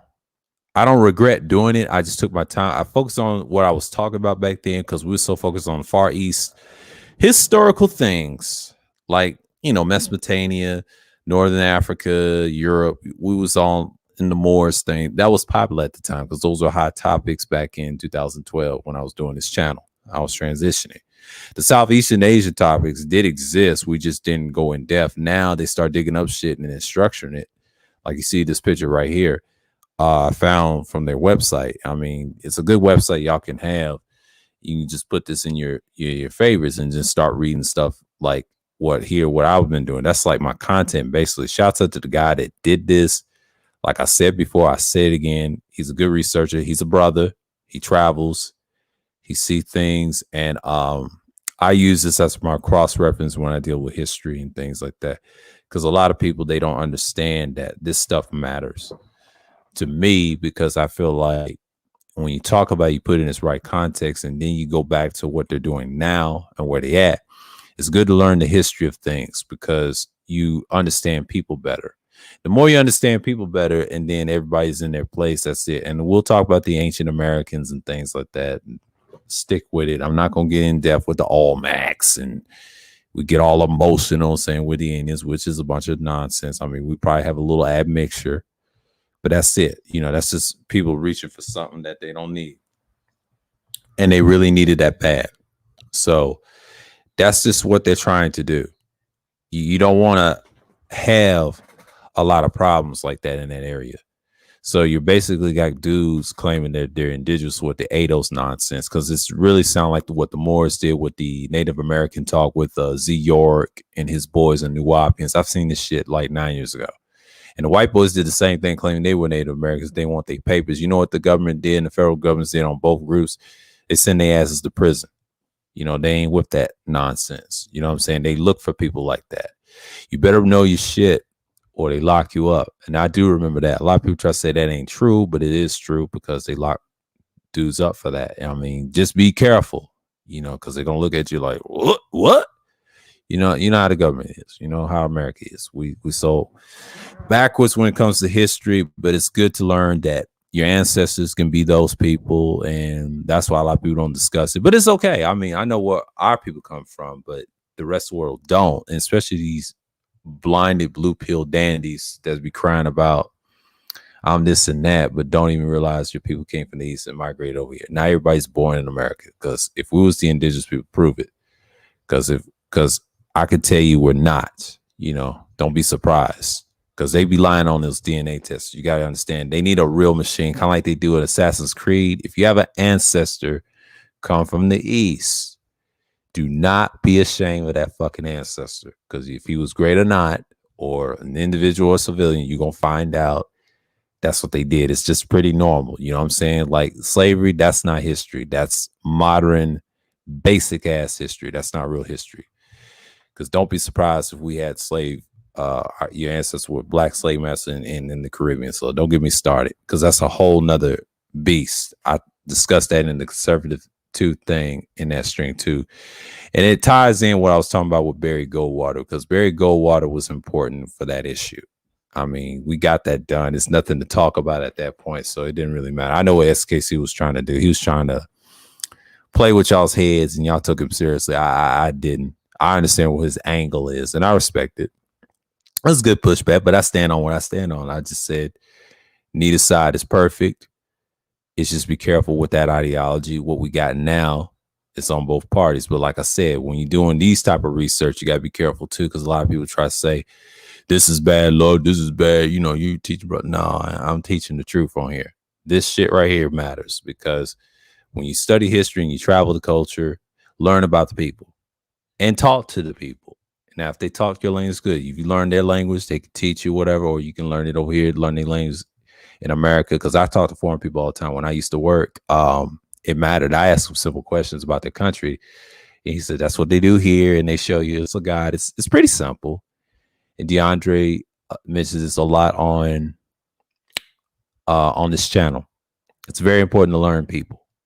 And if you don't, you'll get lost. It's just pretty simple. It's just like anything else.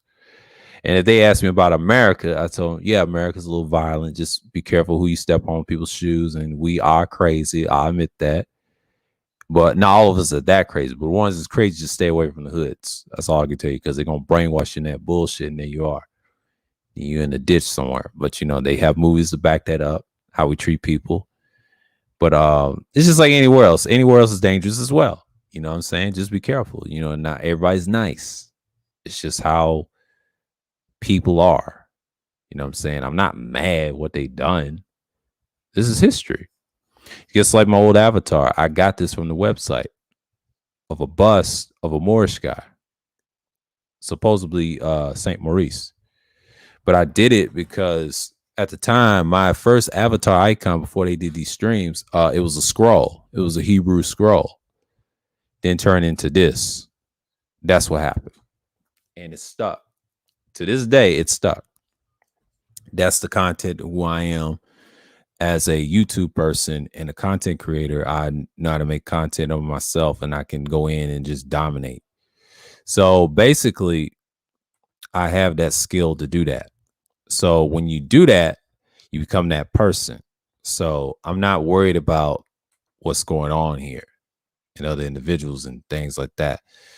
So yeah, man, like I'm not even tripping off this stuff, man. Like that's just people looking at their perceptions and things like that. So I'm not really tripping off a lot of things like that. So yeah. So I know people's distracted about certain things, but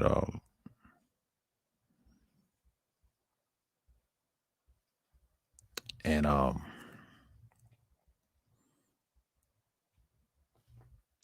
yeah. And that's just how it is. And you know, he's in the New York, feel wacky. Man on fire.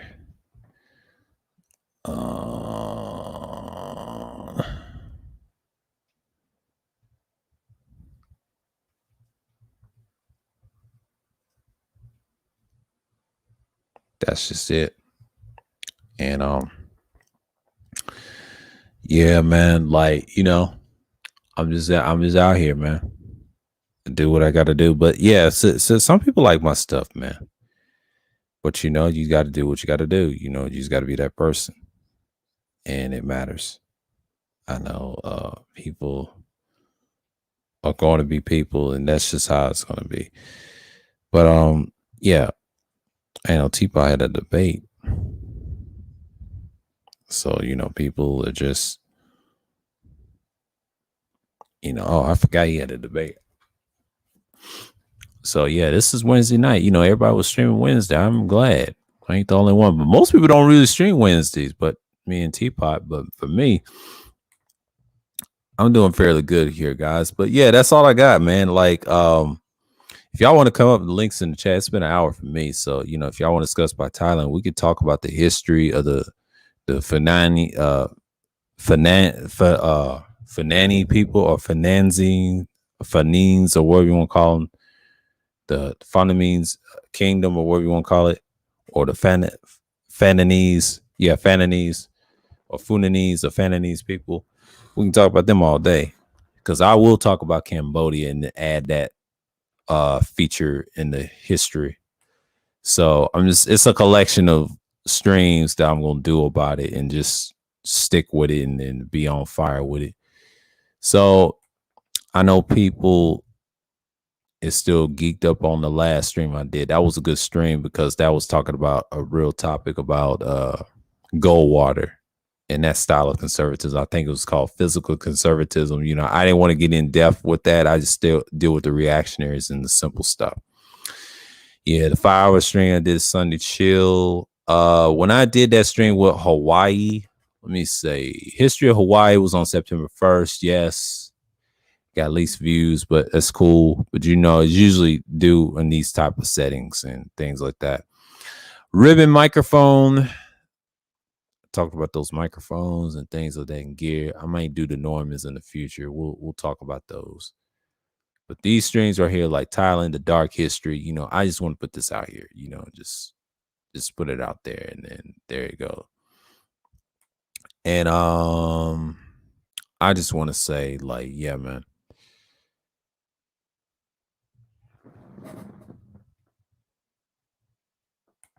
And that's what I'm gonna do. Talk to her a little bit. She appreciated me. Yeah. Yeah, we're gonna talking right now. Yeah, they debating on some little shit. But yeah, man. I mean, I've done several streams on this. Like, I'm not tripping. Y'all can say what y'all want. And I'm not even panicking right now at this point. So yeah, man, this is something that I'm not even worried about.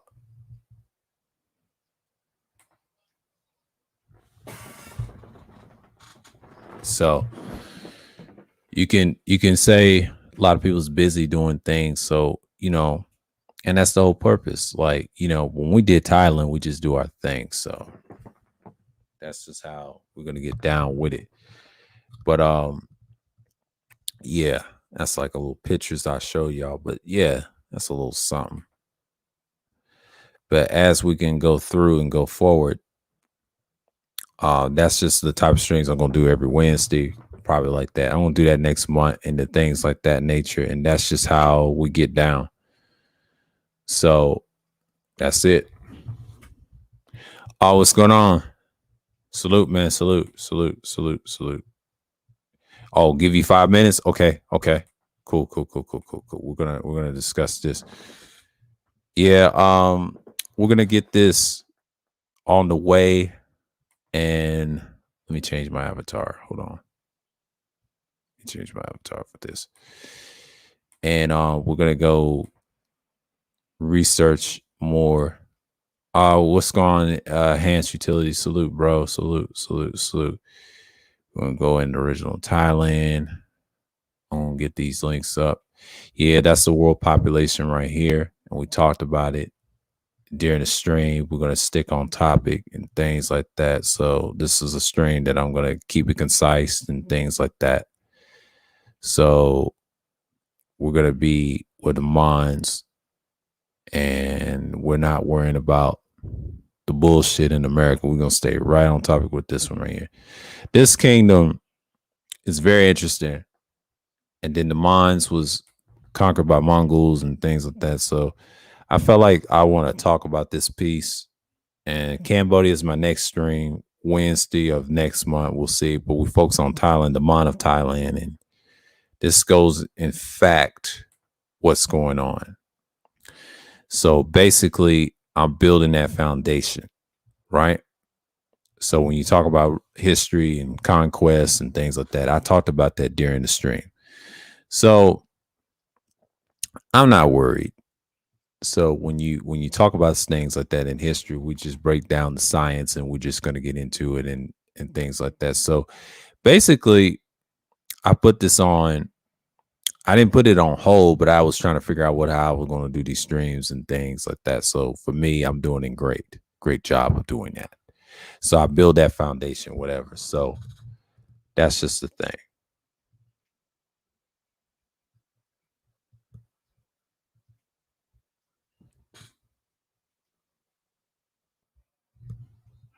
Hold on.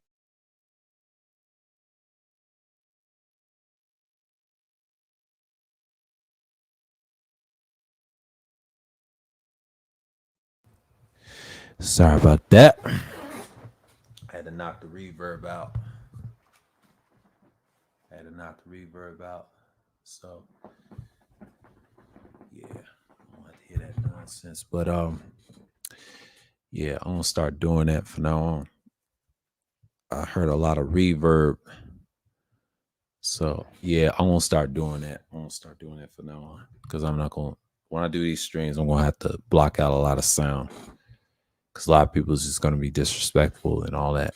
We're gonna see. Because I normally don't do that. I do that in open discussion, talk real loud over them, things like that you won't hear. It's kind of quiet. You know, I'll get it from the door. I'm not going to get it from the back window. Back window's fine, but the sound treated. Yeah, y'all heard me very well with the cardioid. So, yeah, that's good. Yeah, I'm sticking with cardioid. I like super cardio blocks a lot of noise. Shouts out to the Razor. That's what they produce. But yeah, Thailand is the most important right here. This history right here, it matters because everybody's looking at debates. They're doing a thing. I just said, man, I'm gonna stick with the topic tonight because this is kind of like it's not really an open discussion. I just laid out the history and just out for you. So I will do my best to stay with it. And anything after 3 hours is done. So, and ain't that much to discuss. A lot of people try to say, we're going to get in this stream, talk about, no. We're going to stay on topic on this one because this one's a little important. This is History Wednesdays. We're going to stay with it. We're not talking about anything else because you will get booted. I'm just letting y'all know now because I'm not with that. Because y'all over there with China and Ramil right now. Y'all stay over there. Because this is not everybody's cup of tea over here. This is what my channel's always been about. The open discussions, like open panels, that's when I call them Thursday Thrills and Sunday Chills and Friday Specials. Those are what they're designed to do. The other stuff, no. These are structured. We're not going to have that. We're just going to stay on point and we're going to be on king. So for me, I'm not worried about what's going on, and so I'm staying on topic tonight. So tomorrow we'll have a Thursday Thrills. We'll do that for tomorrow. So you know what I'm saying? Y'all can say what y'all want and we'll reference this back again because I will see what's going on Thursday. I'm kind of loose because I know Kuda's not gonna stream. He said he's gonna do it later, but I'm not worried about it, whatever. So yeah, this is gonna be important. So I'm gonna end the stream.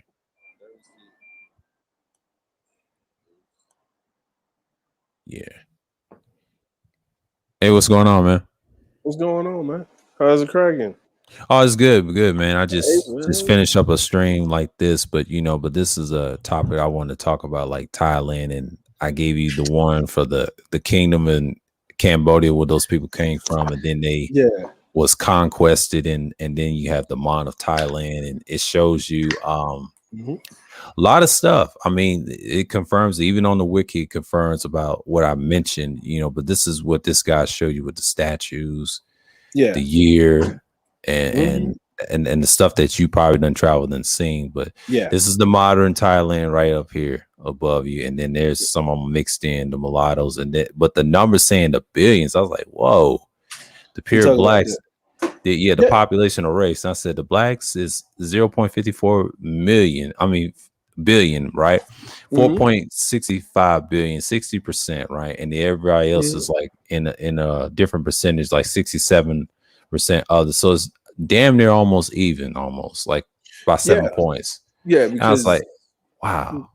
Because when people go to Thailand, right? Like people only go to the tourist section of Thailand. Yeah. You know what I mean? They only go to like to Pattaya, Phuket, Bangkok, right? And you know the royal families in Bangkok and stuff, like the king of Thailand and stuff like that. So, but then you got to look at the mulattoes that they're talking about, right? Are more like all right, like with the whole like like the Mongols, when the Mongols took over, right? This is like, let's talk about that. The Mongols, when the Mongols took over, you were a Mongol, but you were still able to practice whatever you wanted to practice. So they were more Moorish-esque. The Mongol dynasty was like the Moors of the East, if you think about it. Right. So they left your civilization, your beliefs, and everything intact, right? You could do whatever you wanted, like far as your culture and beliefs. Actually, Kublai, like, you know, 3 Khans before him, but Kublai was the last of the great Khans. You know what I'm saying? He actually allowed that to happen. You know what I mean? Because that, you know, the civilizations that fought, that didn't just surrender, right? They didn't get that. I would say that they didn't get that in their surrender tactics. If you get what I'm saying. So when a Khan came through to conquer something, and then you came to a diplomatic solution, they would say, okay, you can still do X, Y, and Z. You can still run your stuff however way you please to a certain degree, but you got to pay this tribute, and you're now under Mongolian protection. You are now Mongol citizens first. Then everything else is secondary, but you can still practice your culture. Keep that intact.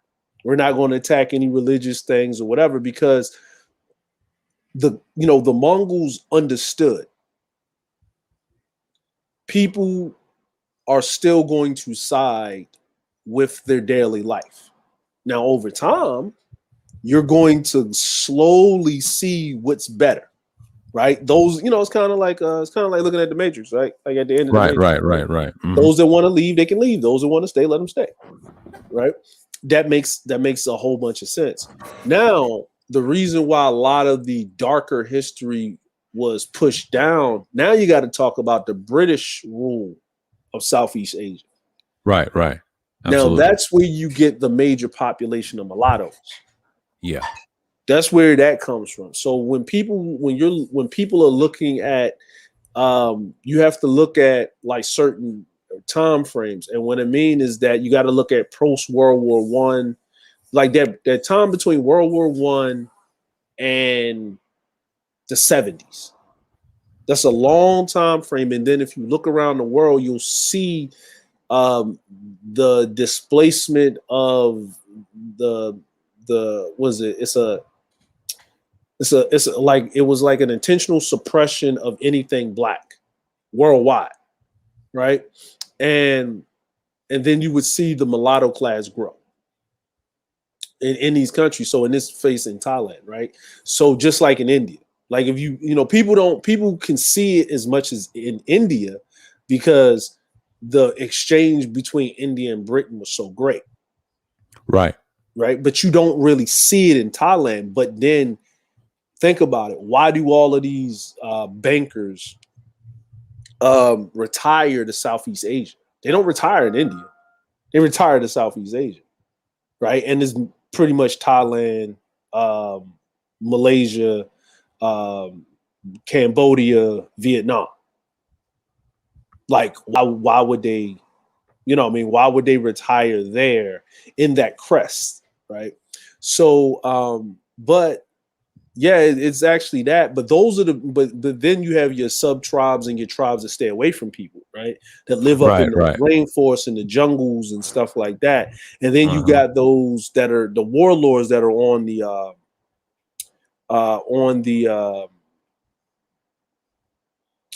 border of Burma or Myanmar now. Myanmar. In Thailand and stuff like that. Just like these people right here, they're the original descendants, right? They don't show you this. That's what they look like, and that's the boy, the village. It's dangerous. They don't like outsiders either. So it's a double edged. So it's kind of like I don't want to say Jamaica because my aunt went on a cruise ship with Tom Joyner.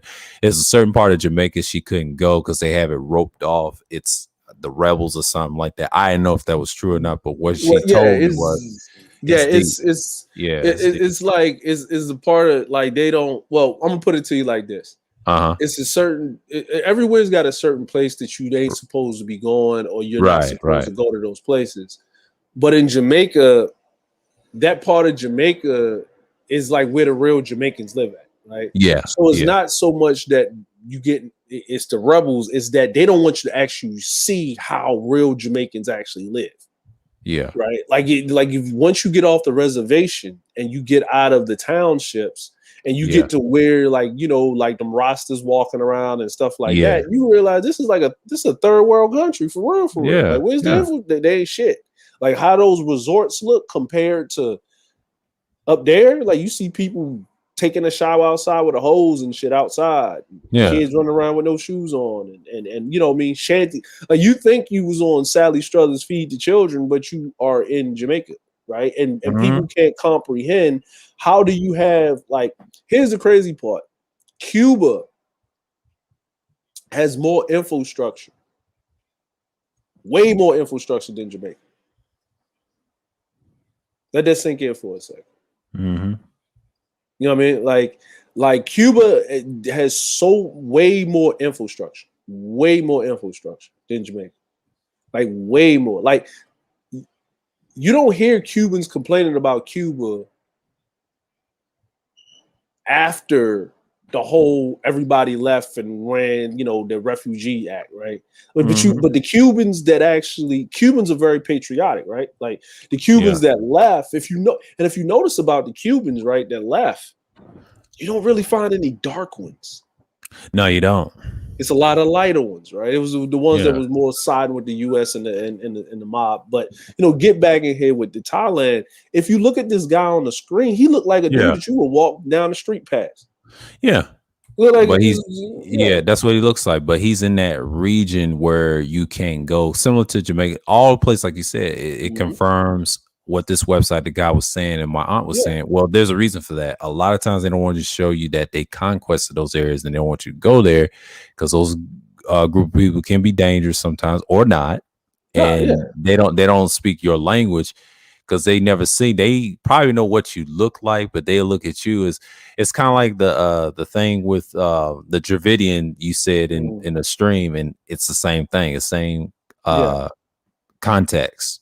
That's what Thailand is, And when I saw this 9 years ago, I was like, well, damn, what's Amani people? But they're like the actual people that's from Thailand. These are descendants of those that kingdom that came from Cambodia, because at one time there was no such thing as Thailand.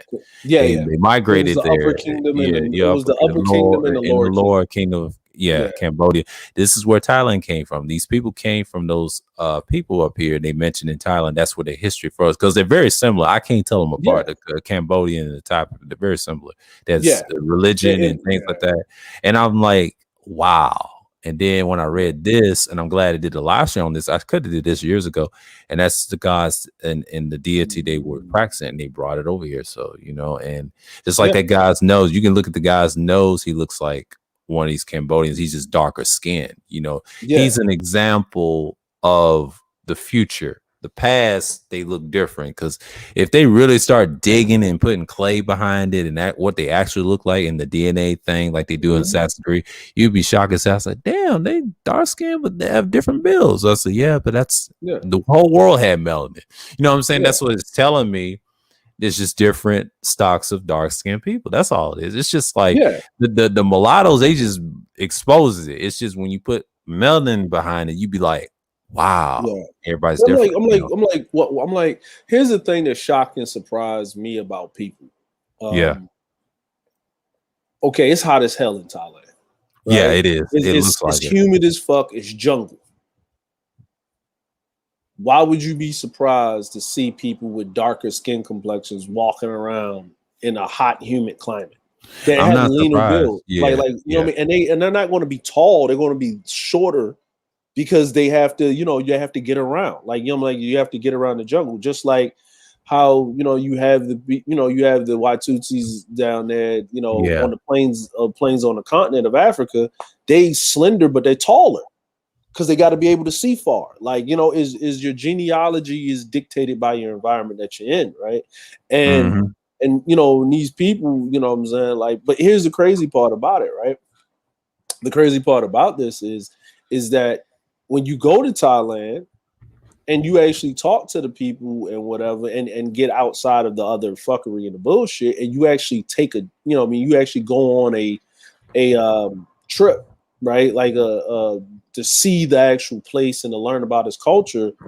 They have these people come and be your tour guides. They'll come get you, and then they'll tell you what time to wake up and take you there, and they'll do the talking, and they'll show you around, whatever, and tell you the customs in a location where they have certain people that are liaisons. Now, you're not going to go all up into their shit, but they have a certain area where they allow you, if you want to know the thing, and they'll make you beads and necklaces and things like that, and whatever. Even the shamans that they have are like that. Like the ones that are respected in Thailand look like that. Like, the crazy part is like this, right? Is what is it? The Tony Jaa movies, right? Yeah. Like the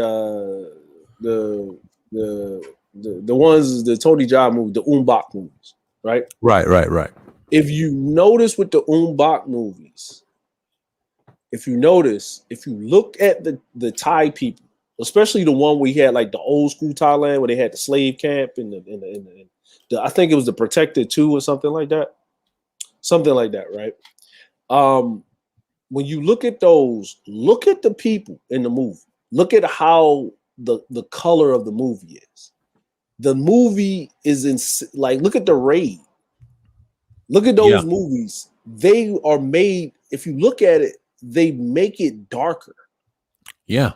On purpose to darken the skin of the actors that are in the movie to better represent the people that are there in that are there. What I mean? Like a regular, like the mulatto class in Thailand, like we're thinking they look like they're light skinned and stuff like that. Like, like the ones that you're showing. No, the mulatto class are the ones that look more like Filipinos.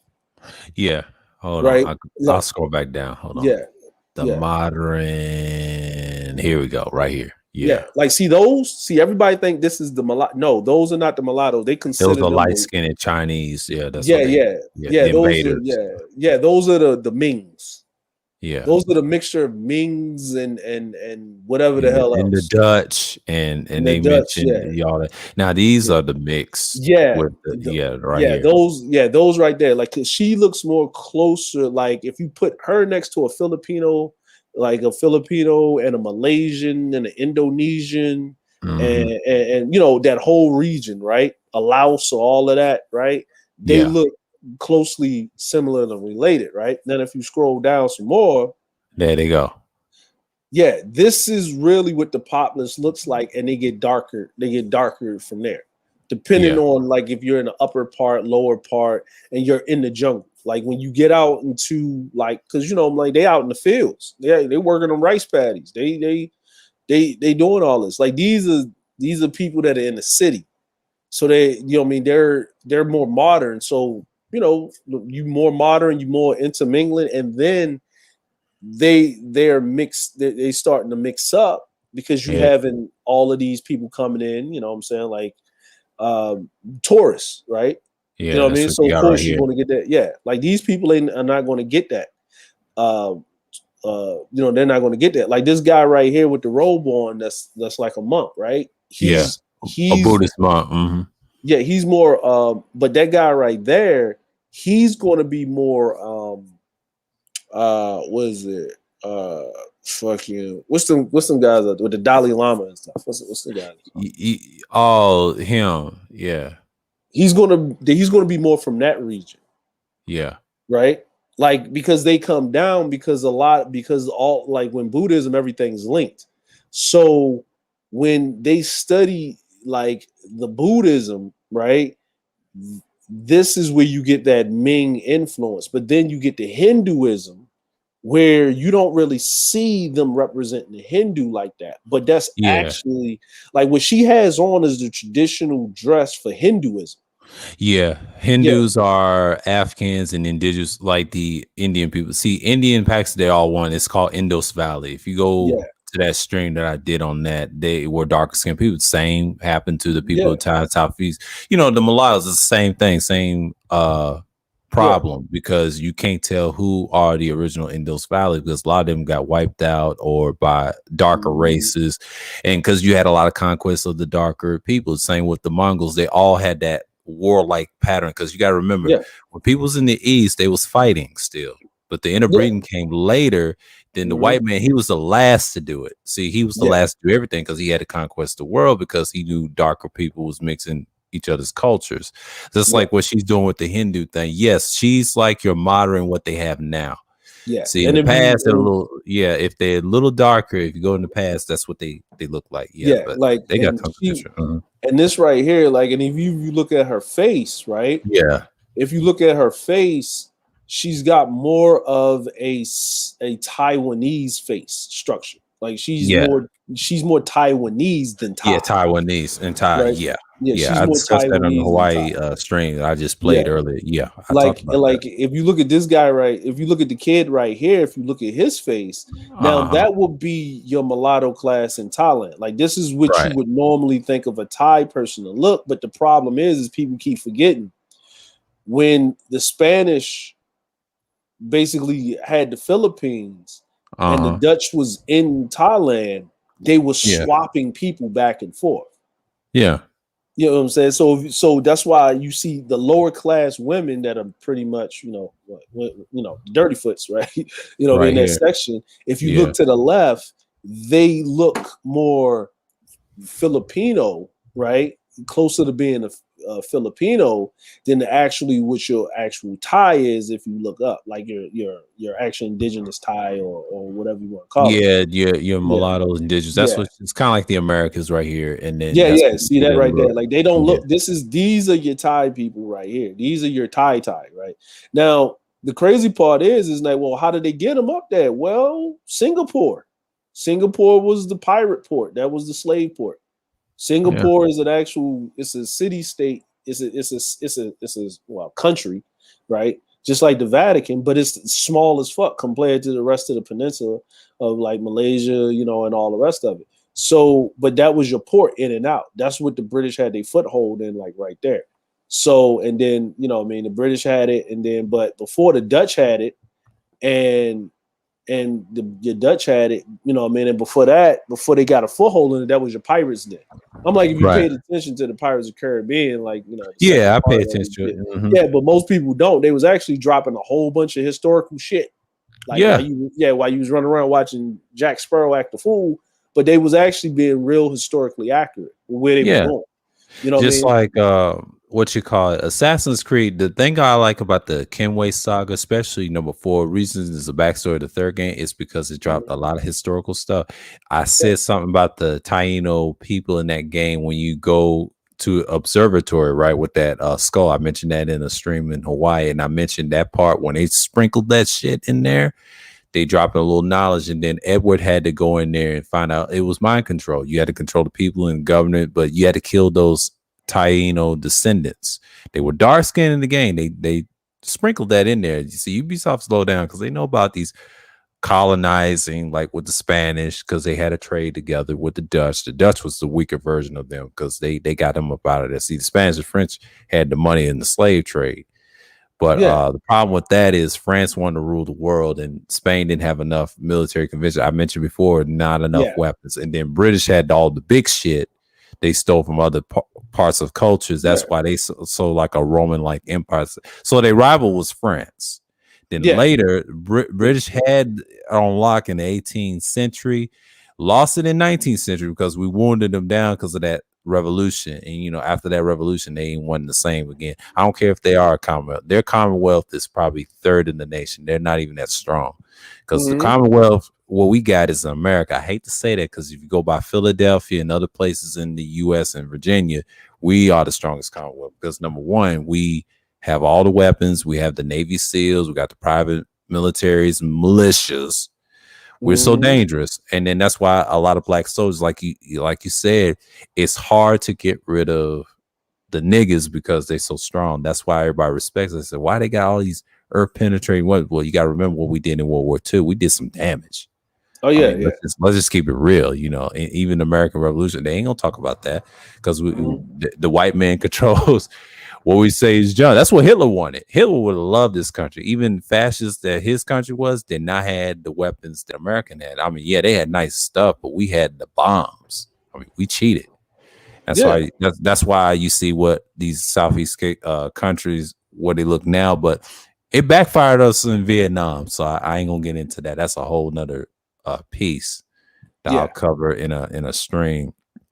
That is not fair, but this one is important because Thailand, they get confused. When I saw this years ago, I was like, "Whoa, okay, so that's what these people look like," and the mixed people, and then you got your actual indigenous people, like the Manis a little bit, and then some of them are admixtured, so they kind of intermingled. And then you can also see a little bit of, but people don't even realize, like, okay, these people right here, if you look at them, right, and then if you look at them how they look.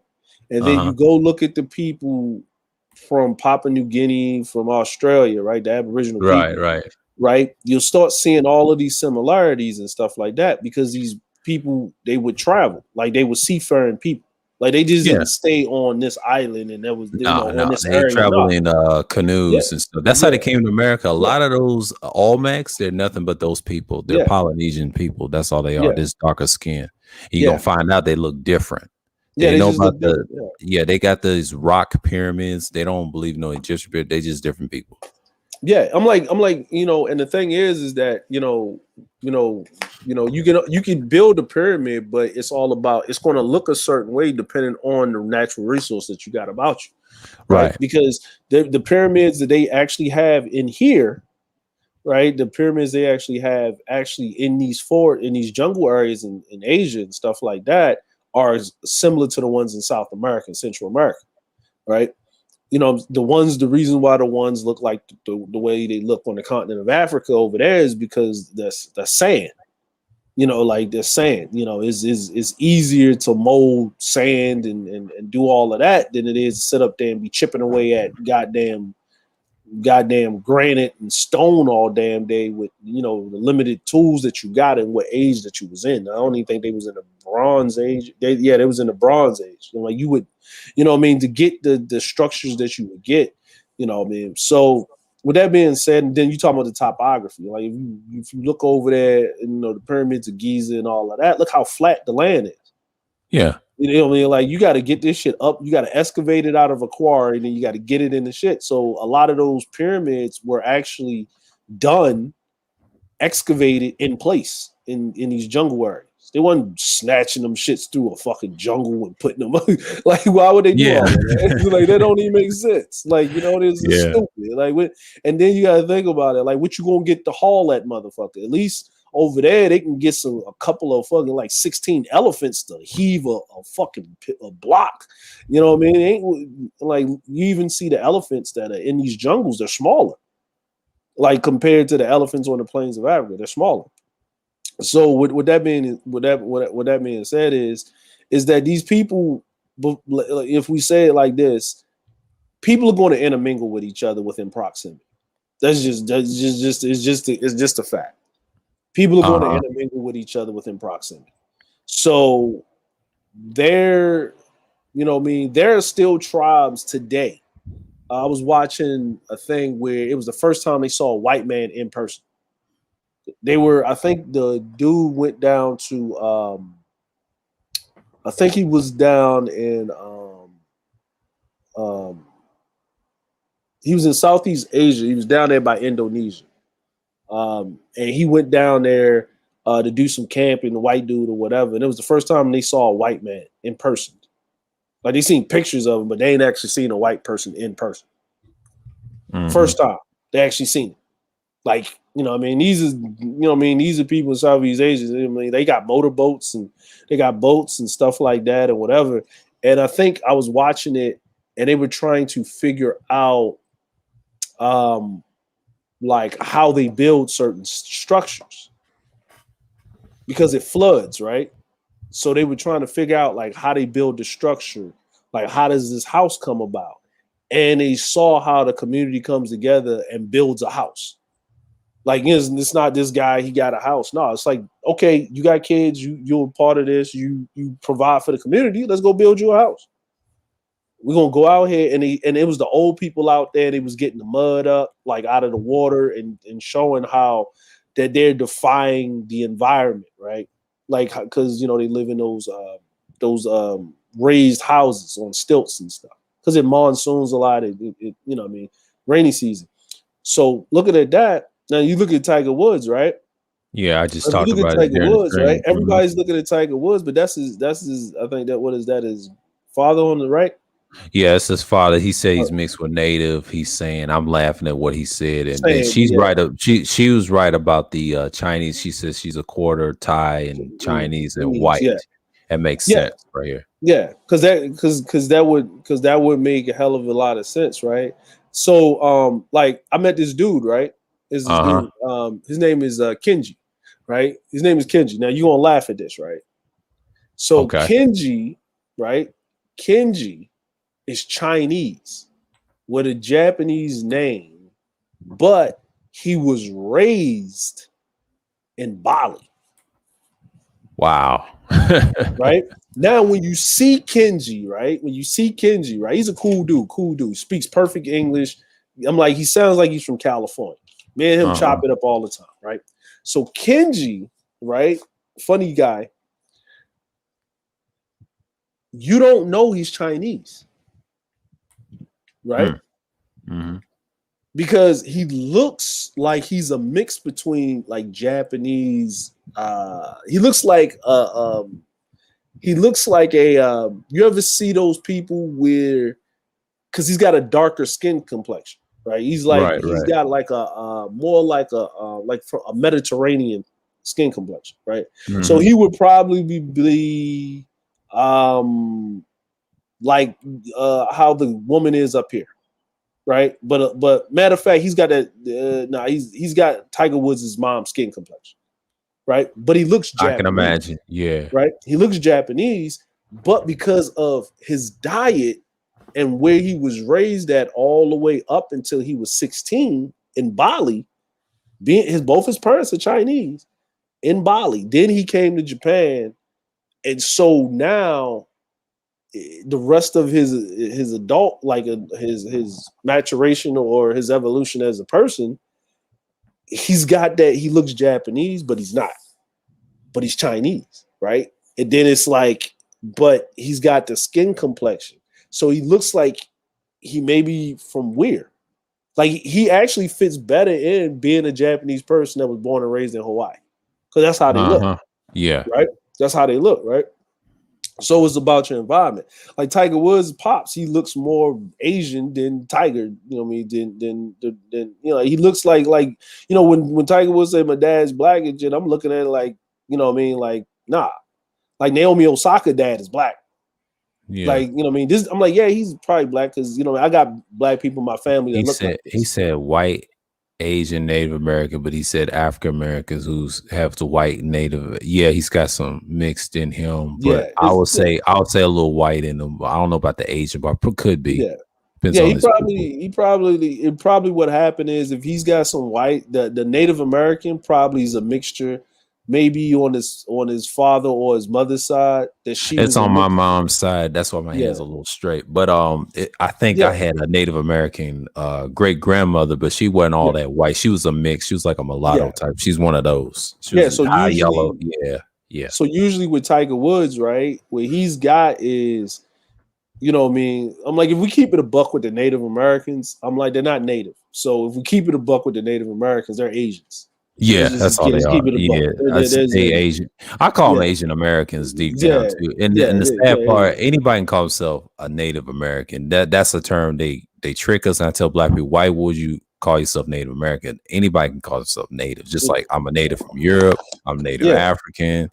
That's a trick word how they get us, but deep down we know that doesn't exist because you got to go based off your heritage. Now, Asian Americans, that makes sense.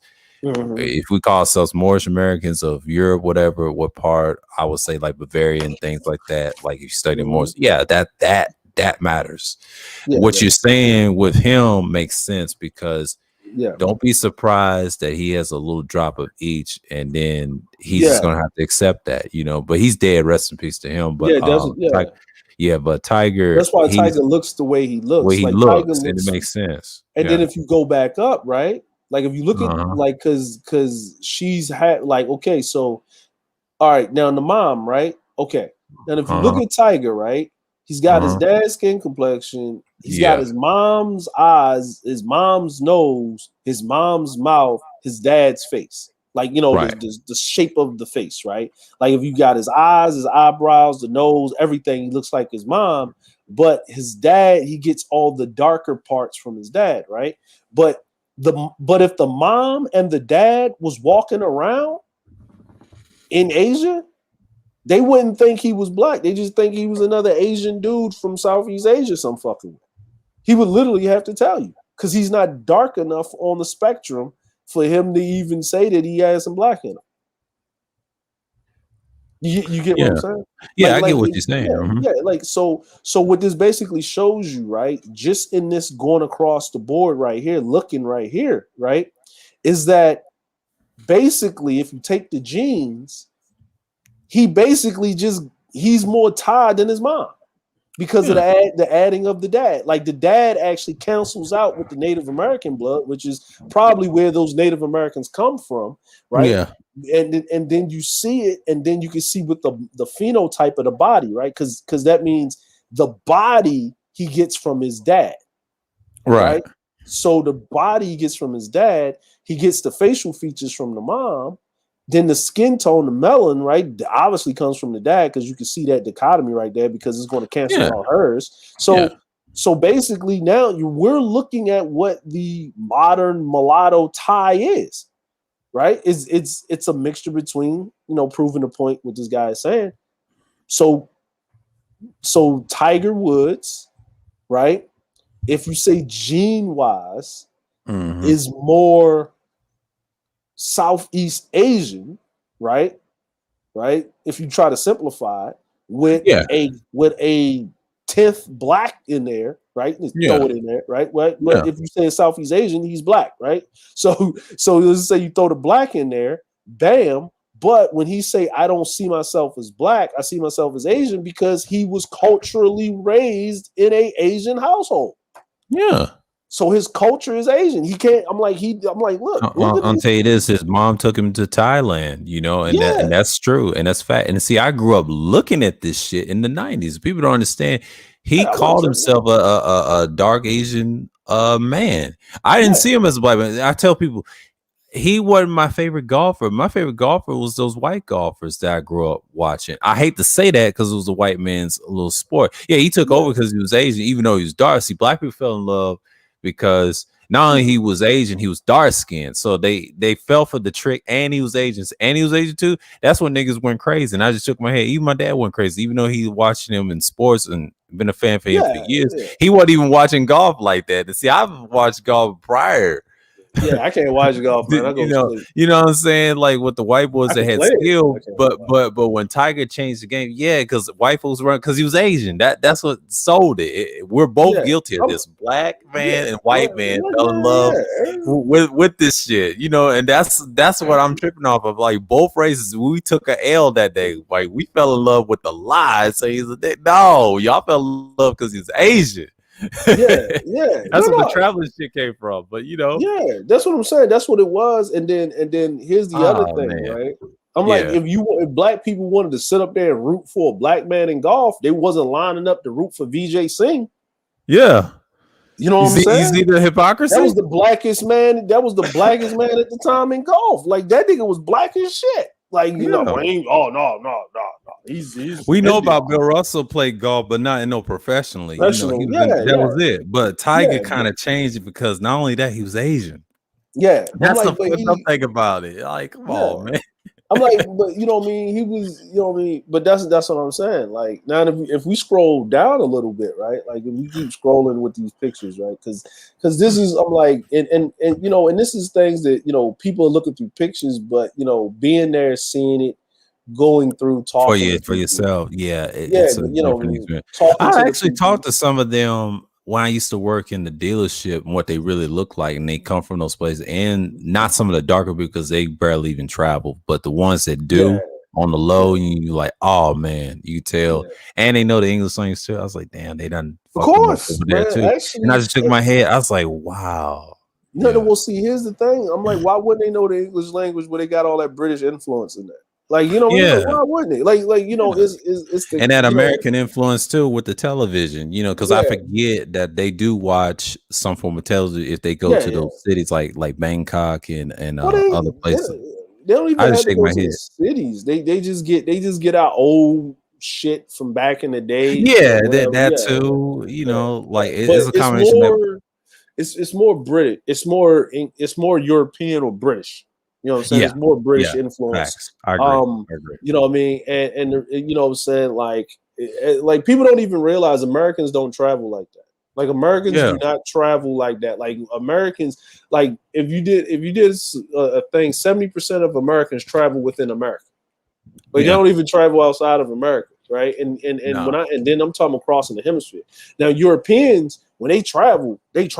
Like you know what I mean? It's like when they get on a plane, going to Asia is the shit for them.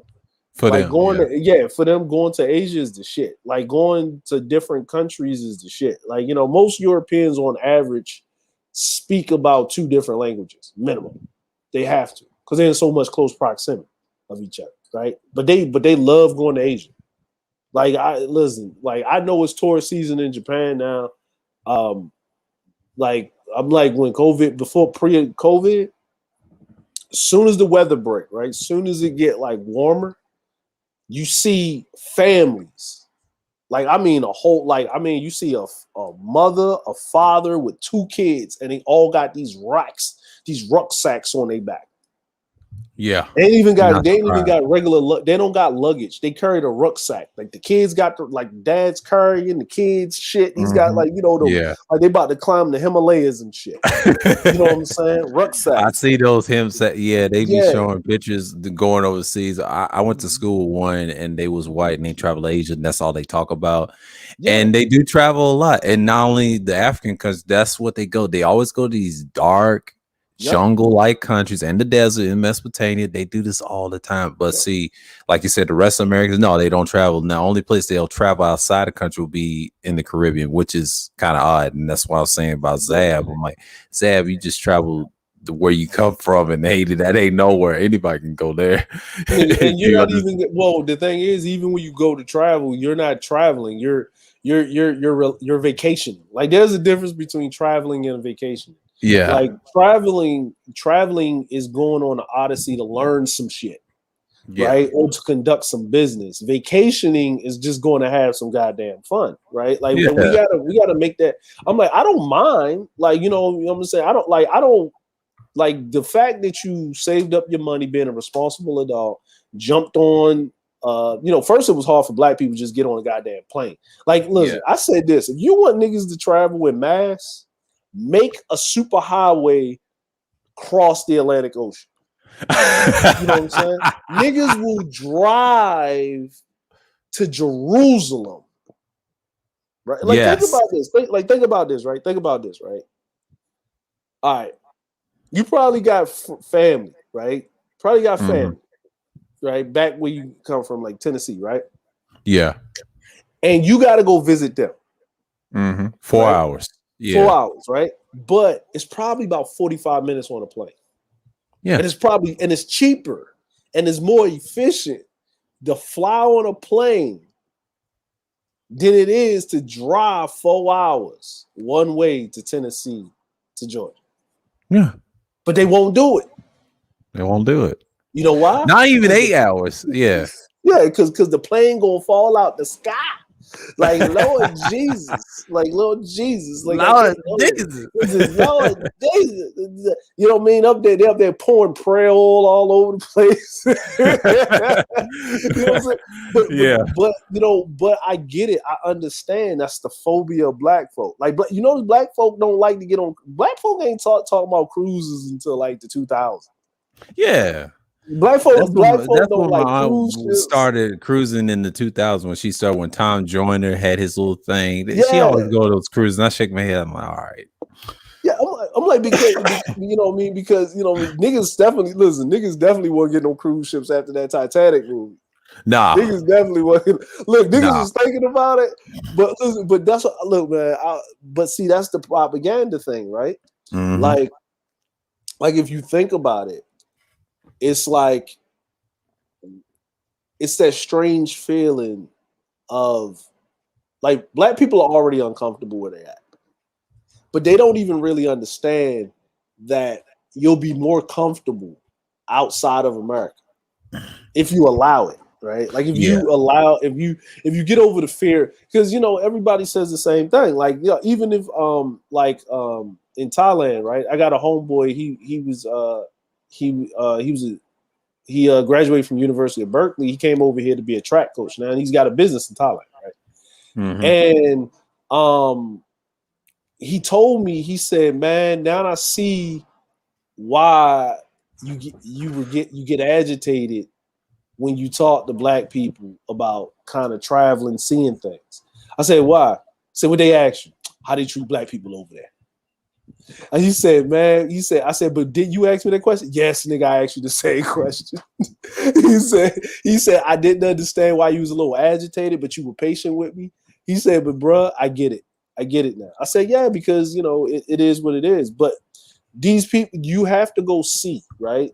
If you have to go see, you have to go travel, because traveling is taxing, man. It's taxing. Like matter of fact, when you travel, you got to take a vacation from traveling and doing anything because you're tired, because your body's in a state of movement. You're never really, quote unquote,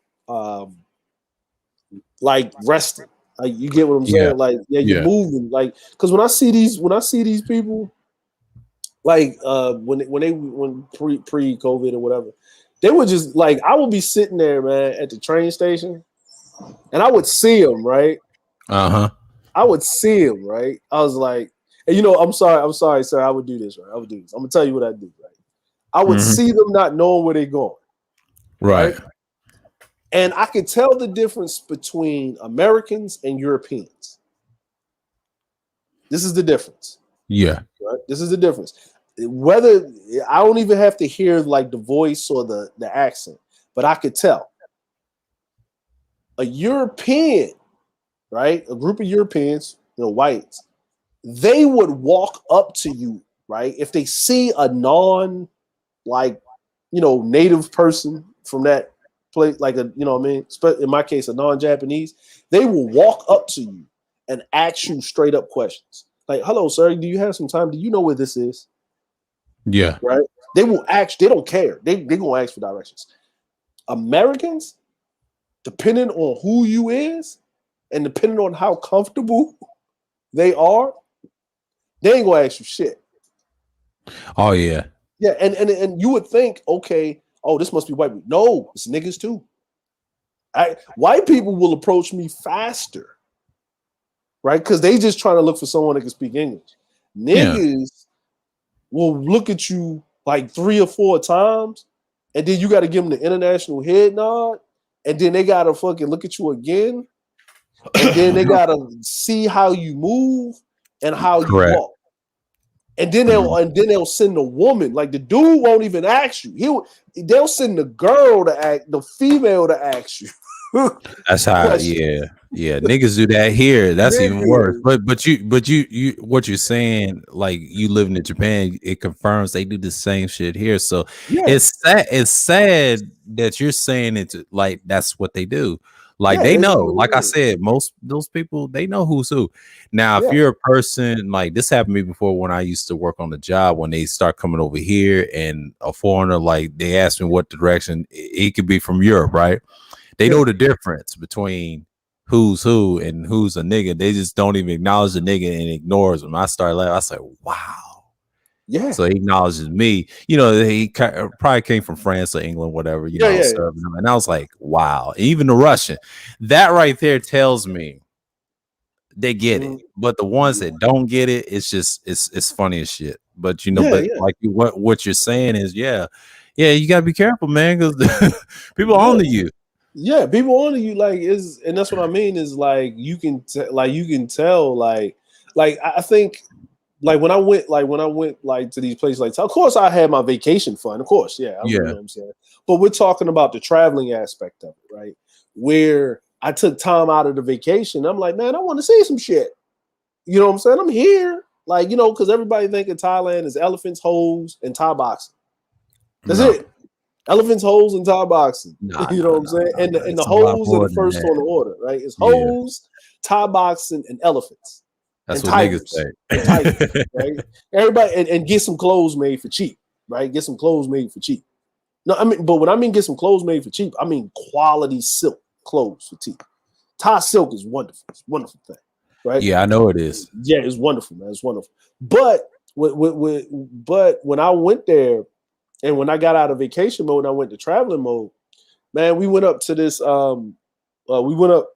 this temple or whatever, man. You had to get up there and they rode you up there like on the tut-tuts first, right? And then you couldn't go up any further on the tut-tuts. So if you paid the extra money, they let you go up there on the elephant, right? On the back of the elephant, right? Mm-hmm. And it was cool, man. These elephants are wonderfully trained, bro. Like these, like the elephants, like they use the elephant in Southeast Asia, man, is like I'm like it's a deity because of the Hinduism stuff with their gods and stuff that's like part that. of it. Yeah, But the elements. they're an intricate, they're a very intricate part of society. And what I mean by part of society, man, seeing an elephant, them using the elephant to help them build a building, like a crane or some shit like that. Like, you know, seeing them utilize the elephant in a daily basis when you get outside the main city. Just saying, you'll see elephants just rolling, just chilling. Like they just walking by, bro. Like it's like, you know, remember Coming to America when the elephant was like walking by? Like that's how it's normal. It's like kids see the elephants in the river bathing themselves and it's that relationship. You know what I'm saying? It's like, you know what I mean? It's a big thing. So we riding the elephant, bro. Like we riding the elephant up to the temple, right? And then you got to do it. They tell you all the ceremonial things and stuff like that, right? And you seeing these things, but you seeing these sculptures, and you start to look at it and say, man, that look like me. Yeah. Like this look closer to me. But then the people, when they see you, right?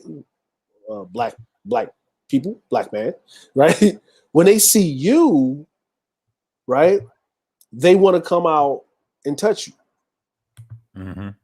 because you look closer to that than they do, right? It's like it's like something crazy, you know what I mean? Like it's something. But then here's the problem about it, right? Not a problem, but here's the thing. Then you can tell what your DNA is because you feel. Some people feel it, some people don't. You start feeling this affinity to this earth, right? Like I feel no affinity to anything in America at all. Like I don't feel no affinity, right? You know what I'm saying? But when I'm in I don't care what island it is that I've been to. Like, you know what I mean? Like Japan, I don't really feel it as much unless I'm down in Okinawa, right? But all the islands I've been to, even in Southeast Asia, like, you know, the warmer climate with the darker people, I feel a great fit. Like, I feel like, yo, I'm home. Like, this is like, you know, you know, you ever been somewhere you never been before in your life, but you feel like you supposed to be there for some reason? Yeah. If you travel a lot, you know that. Like, yo, I could be here. I can't be here right now, but I can see myself living here. Like, I can see myself living in Guam. Like, because I feel an affinity for it. I feel an affinity living in Hawaii, right? I can feel an affinity of living in Seychelles, right? I can feel an affinity of living in New Caledonia. Can I feel an affinity of living in Australia? No, right? I don't feel it at all. Not the least. Australia to me is like America, right? When I was in Sicily, that's an island. I don't know. Sicily and Malta, I feel it. Tunisia, didn't feel it as much. So that basically tells me that part of my DNA feels a strong affinity to be on islands. That's right? why. Yeah. Yeah, you know what I mean? So that means that whatever is in my DNA that's the strongest, where I feel the most serene and calm, and this is not for everybody, is that like I had no problems in the Navy. Shit, my most peaceful times was out in the middle of the ocean. Right. So that basically told me that my infinity of being on hitting these islands was that whatever's in my DNA down to whatever the root part of the DNA, the biggest part of the root is that those people that I feel an affinity to were seafaring, nomads. Like they moved from, I mean, this is just me personally. What I mean? This is just because I travel and I get it. I love traveling. I like the whole getting there and all of that. You know what I'm saying? As long as I ain't the one that got to be concentrating on driving. Like I can look at other shit. You know what I'm saying? Yeah. Like, but the whole traveling and the Odyssey and all of this other stuff. Yeah. So if we look at it just across the board, if we look at it just across everything, like matter of fact, right? You got this picture. I think that is like the statue of Genghis Khan or something. Yeah, right hold on. My fault. Yeah, right here. Yeah. That's Elam. That's in Iran. Yeah, that one, right? And that's Tibet. Yeah, these are all right. ancient cultures. So that one right there, like if you look that one that you was talking about at the upper above Right here? India, right? Yeah, that one, right? Yeah. So don't that statue look like Red Fox's face? A little bit. Yeah. Yeah. And right. And look at this right here in those valleys. That's Pakistan. That's old Pakistan. That's what they look like. The people, they've was interbreeded out or killed off. And here's the adamant people. That's what Zero said he was going to do, traveling to Africa or going places like this to see those people from those islands. Yeah. These are some rough people. They have their own language. They can be very dangerous too, but they're actually peaceful too. I've heard some stories that they're not as bad as people think. I mean, it's a misconception. Well, they already know. Well, here's the thing, right? Yeah. Like, and this is where the stuff gets crazy, right? Yeah. You're less likely. Like, black people don't understand this, right? Yeah. You're less likely as like. Here's the funny part. Every time we watched any show where white people were going in the jungle some goddamn way, right, or going somewhere on some expedition, they always had a dark-skinned motherfucker with them. Yeah.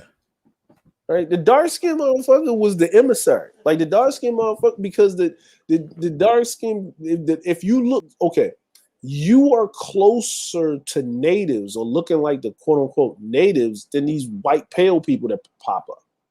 Yeah. You're closer. You know what I mean? Now when they hear you talk and the way you move and the way you act, oh, okay, he's different. Oh, okay, but what do you got? Like because you look like me. So I'm not really shocked and surprised. Yeah. It's like when I walk in certain parts of Japan, like there ain't no black people around there. Yeah. So motherfuckers are stopping. When I look at this picture, I mean, he's not a bad looking islander, but I mean, they have their little protectors where kind of like the Mani people. But the cool thing is they know where everything is. If you ever get lost, I've heard stories like people that travel, they actually helped a black man from America or British. Mm-hmm. They protected him for some reason, but they didn't protect that white guy. I laughed when he told that story. And I say, that's what Zero's talking about. Well, Zero has to understand these people love their lands. Like I told you about the Negritos in Hawaii, they protect their little lands. I know they exist. I mean, some of them do. It's just ones that got killed off by the Japanese. It's just awful, man. But that just shows you the conquest of these indigenous people. Kind of like, I don't want to say natives, I don't call them Asian Americans, but they live on reservations. There's a reason why they're dying off reservations, because they isolate the world, kind of like the Amish. You know, the darker skinned people are not died off. No, they're there. They just preserve their culture. It's kind of like Thailand. You know, when you travel enough, like you said, you travel, you done seen it. These people keep their culture, man, and that's it's amazing. Like, see, we're integrated. They're not integrated, so it's like you know, and they do it for reasons. I'm like, and I get it. Like they're preserving the culture. Like they, like you know, like in Borneo, like they still got tribal wars down in Borneo. Yeah, you know what I'm saying. Like they still running around shooting poisonous darts at each other. Yeah. And the darts and the Assassin's Creed Black Flag 4, same thing where Edward trying to kill those Taino descendants to get to that skull in that observatory. That's why I mentioned in that Hawaii stream, and I break down the same thing going on here, because you got people that have darts like that. You know, see, people don't understand. A lot of those darts don't kill you; they just put you to sleep. And then they got the berserker darts, you know, and that exists. I mean, a lot of people don't understand. That's what they had back then. They had no conventional one sling gun and Uzis like that. Hell no, that's cheating. You know, they old style, they old school. Yeah, like and there's a hunt. Like, you know, is the crazy part is like it's a real thing. Like I was listening to one of the SEALs or something like that, right? Like I was watching the dude SEALs, and you know, it's this white guy. He's a Marine and he reacts to military stuff, right? And he was reacting to one of the SEALs was talking about one of his stories about Vietnam, right? And when they came up on those indigenous people in Vietnam, or the natives, right? Not the Viet Cong or whatever, but the natives, when they went too far. And he said there was a boy that came out of the jungle and pointed in the other direction. And we had our guns. And when we turned around, there were arrows and we were surrounded and we didn't even know these people were there. And he was just, and the boy walked, he said, follow them and pointed down. And he made like a hand signal, like, don't come up here. Like, stay down there. You know what I'm saying? And and the guy said they was wondering why the Viet Cong wasn't following them. Right. And he realized later when they got back to the base, like, and talked about it, he said, oh yeah, you went into the dark zone. Even the Viet Cong don't go up there. Those people have been warned with he said those people have been there for thousands of years. He said you ain't fucking. Like it's certain, like it's certain things, it's certain ways of life. Like and that's why I say in Thailand, like there's the Thai boxing you see on TV ain't the real shit. Like they don't, like, people don't really understand like that's how they train their young men to be warriors of protection.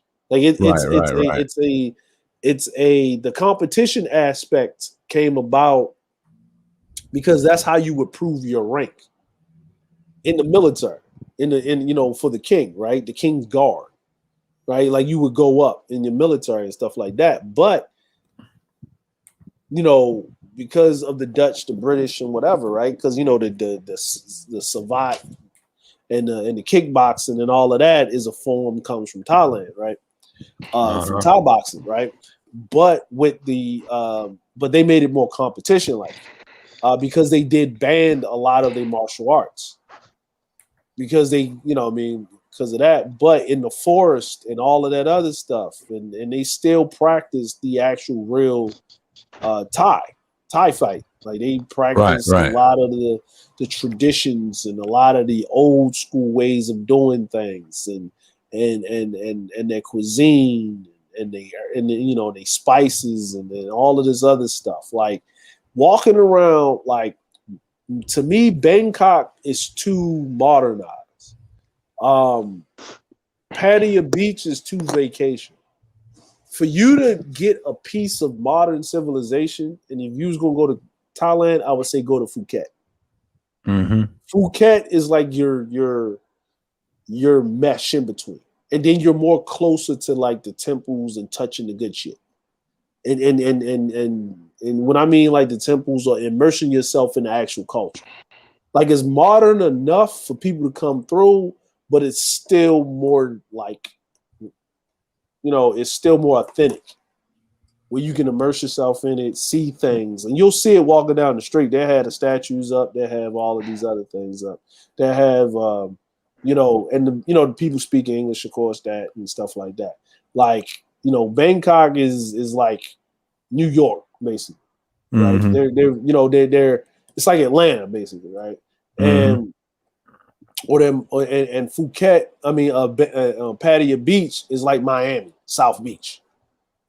You know what I'm saying? But you know what I mean? But Phuket would be like Washington, D.C. You coming here to learn niggas' history. That's basically what it is. And that's what I tell people when you go to travel, don't go to the obvious places, like the tourist places. Go to the places where there's so much rich history that you can touch, that you can immerse yourself in, so you can learn and then you can understand. And long as you handle yourself with decency and decorum and be able to be uncomfortable with certain things, like with their cultures and stuff like that. I'm like, as much as you can take. Like I would say take incremental steps. Yeah. I'm sorry, I'm not squatting and shitting in the toilet. I still need to sit down on a Western style toilet. My knees have not acclimated to that. Yeah, some people go to those cultures, and that's what I do with this channel. And I'm glad I talk about these things that you see if you travel. That's what you look for. And I wish brothers just look at the rich histories of each. I like to say this also. Can you scroll down a little right there, right? You see the statue? The statue on the right. See the statue in the middle. Yeah, the statue on the right, the statue in the middle, and the statue on the left. For all you niggas complaining about weave has been around since the beginning of civilization. That's all. I just want to make that announcement because ain't no chick walk around with her head looking like this. Yeah, like this is all weave. They used to make these. The woman used to knit her, like tie her hair up, and these headdresses. These are called headdresses for a reason. It's, you know what I'm saying? Headdresses, hairdresser, headdresses, hairdresser. So women been putting weave and wigs on since the beginning of fucking time to dress themselves up. And if you look at these little knots, you know what I'm saying? These have to be done like this. You know what I'm saying? But this is actually paying homage to the people over on, what is it? The east coast of Africa. Yeah. East coast of the continent of Africa. Yeah. Mm-hmm. So this is actually, the women were modeling themselves like this because think about it. If the Comets or whoever from over there was circumnavigating the globe, then that means that they were coming on that trade route through there, and this would be a new style, like those little ass fucking eyebrows. Look at them shits. Yeah, look at those shits.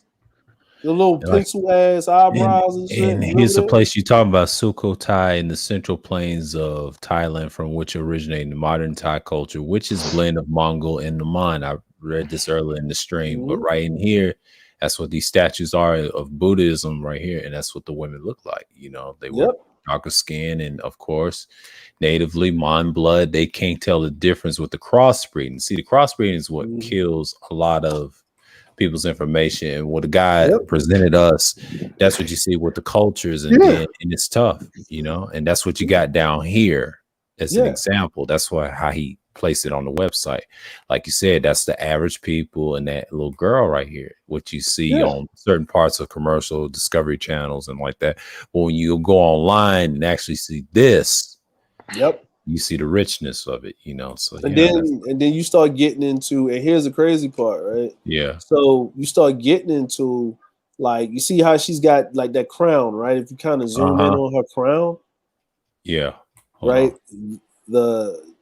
that crown on her head with those those knots, right? Those Yeah. supposed to be representation of that statue up that was earlier. There's actually supposed to be hair, but they can't make their hair that coarse, that quote unquote nappy. Yeah. You know what I mean? They can't make their hair that coarse, that nappy, like that. So the women, right? Look how her face is, right? She got red lipstick on. Why does she wear red lipstick? Because if you look at these other women over here, look how big their lips are compared to what her lips would be if she didn't have that red lipstick on. Right? Like she's got the red lipstick on to make her lips look bigger. Right? Is to make her lips look bigger. Look at her eyes. Her eyes are bigger, but you know what I'm saying? But the thing is, if her eyes are bigger, it's the makeup that's doing it, right? It's the eyeliner makes the eyes bigger, you know what I'm saying? And we all know that the ancient Kemets were the women were all about that eyeliner action. All about that eyeliner action. You know what I'm saying? Like, you know, I'm like, even the you know, the decorations around the head and stuff like that, right? And then here's the crazy part. She's wearing a kimono. The fuck she wearing a kimono for? It's hot as fuck. Right? Because this is not a regular kimono. This is a silk kimono.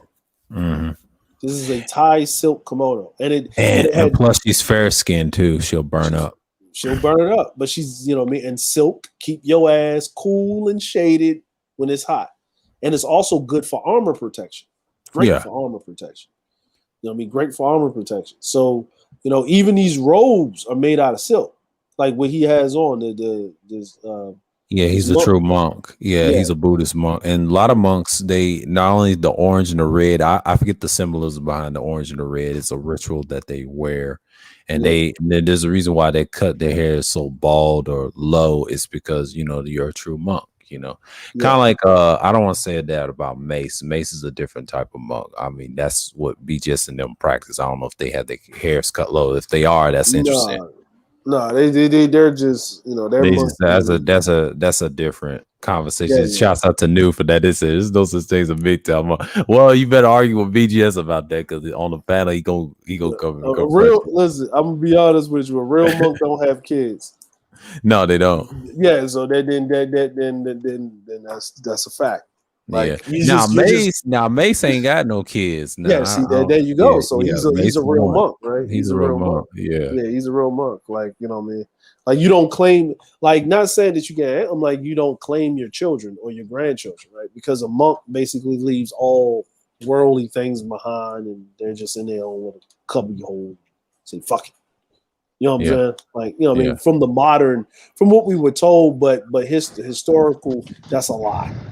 Yeah, monks don't have children, and I agree with that. It's just like the nuns; they don't have kids. Yeah, but see, then that's actually historically inaccurate, right? Because monks were allowed to have kids and stuff, but you had to be a Taoist. Yeah, you had to be Taoist. You're allowed to be a monk, have kids, because guess what? In Japan, guess what? Monks have families. They got kids. Yeah, they have kids. Yeah. Now I always thought, you know, monks that, you know, did not have, you know, no kids. Now some do and some don't. It depends on the culture that you're in. But, you know, but if you're like a true monk, like if you used to do worldly things and then try to get rid of it, you are considered a monk if you don't have children. But I ain't saying like that, but I'm just saying that's according to standard. But now you do have some of this as kids, like you said, Taoists, and there's another one. If you're in another culture, an Asian culture, you're supposed to be Taoists and all that. Yeah, Taoists. It depends on what you're trying to study, but I understand what BGS is connotating, that he's a monk. Like it's a way of basically saying that he's abstaining from physical, I guess, sexual relationships with women. Yeah, I guess that's what he's labor. Yeah, emotional labor. That's what he calls it. Yeah, emotional labor. Yeah, emotional labor. I'm like he can't do that because he got a daughter. So it's like, Yeah. Yeah, right. He got a daughter, he got grandkids. He can't do that. Like it's not even possible. You know what I'm saying? Like maybe he's talking about seeking any new things like that. But I get what he's saying, but it's not feasible for everybody. But that guy that's a monk, yeah, he's a true monk. He could be younger. I don't know what age he is, but hey, that's cool. Hey, somebody got to do it. Just ain't got to be me. Hey, what's up, fam? What's going on? What's going on, Enhance? What's up, bro? What y'all been up to, man? Well, not much, man. No, I'm just talking about the Thailand history, dark history. Like I went in early in the stream and had to put this out. It's like a history stream, so it's not really like a open panel or anything. It's just based on that's subject, fine. and I just kept it on. It's a stoves and bunk beds free stream. Yeah.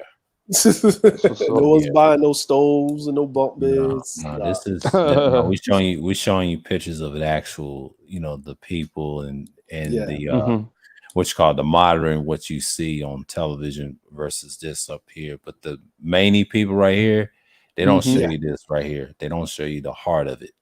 That's like if you go, I wouldn't say Jamaica or Haiti, but I'll say like if you go further, India with the Dravidian people, that's a great comparison with these people. Yeah, they're on that. In the Negritos, they're another one too. Yeah, because I noticed that every friend's testicles who are swollen from taking the. Oh, I'm sorry. No, you good. Okay, yeah. I've just noticed. I'm starting to see that like all these countries hide like their darker skinned people versus the lighter skinned people. I'm like they don't. It's like this, right? It's like it's like they don't hide them. They're there. I'm like, you know what I mean? A few countries, that's absolutely true. Like they don't want to promote. The ones that are so heavily influenced from Western society, right? Like India.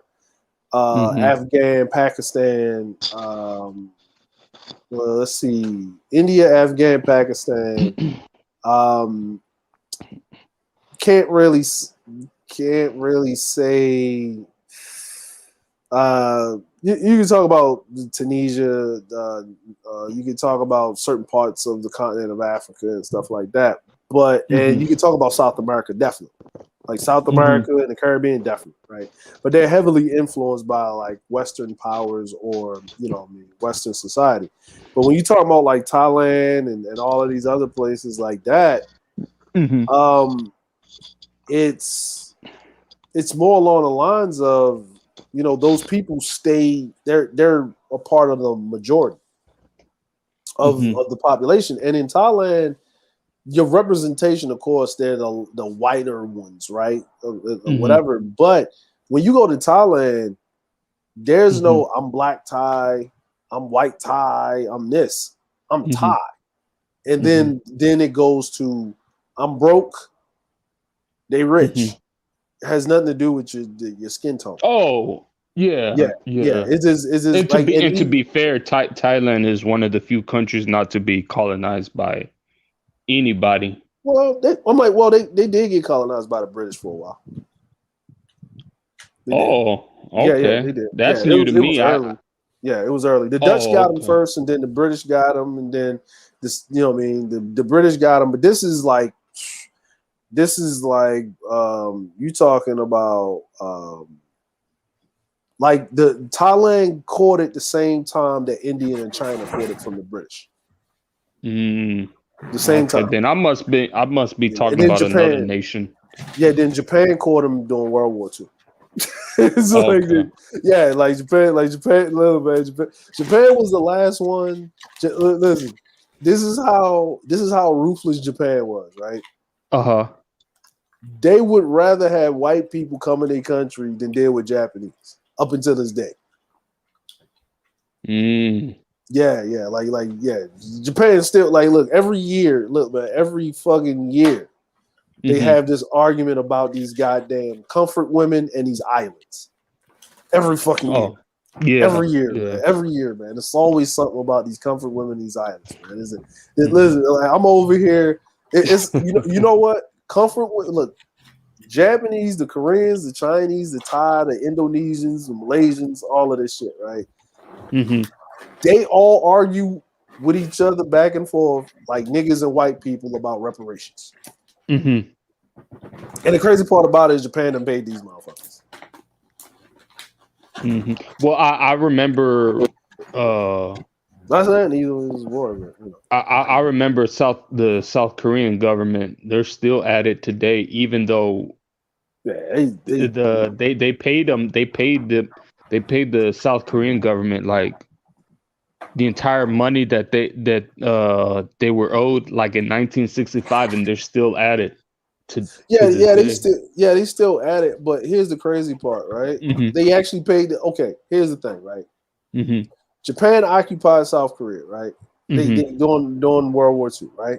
Mm-hmm. The comfort women was the compensation. Mm-hmm. So Korea could just run their country however way they run it, right? Because even though Japan did their thing and they occupied the motherfuckers, they still let them do their day-to-day operations. Give us these bitches or these dudes gonna run out here and start fucking shit up.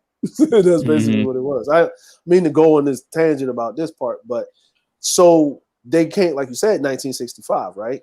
Mm-hmm. When it's basically like this political ploy every chance they get when it comes to some trade deal or they have this dispute on these islands and all of this other crazy shit, right? Mm-hmm. Oh, what about these bitches? Man, them bitches been dead. They about to, like, the last comfort woman is about to die in the next 2 years, bro. Mm-hmm. Right? Let's talk about. You need to give us some compensation for these bitches. Well, from my understanding, the Japanese even gave them technology transfers. Yep. That's why Hyundai and Kia got so big because most of those. I remember the engines from Hyundai, they were from Mitsubishi. Those are Mitsubishi engines.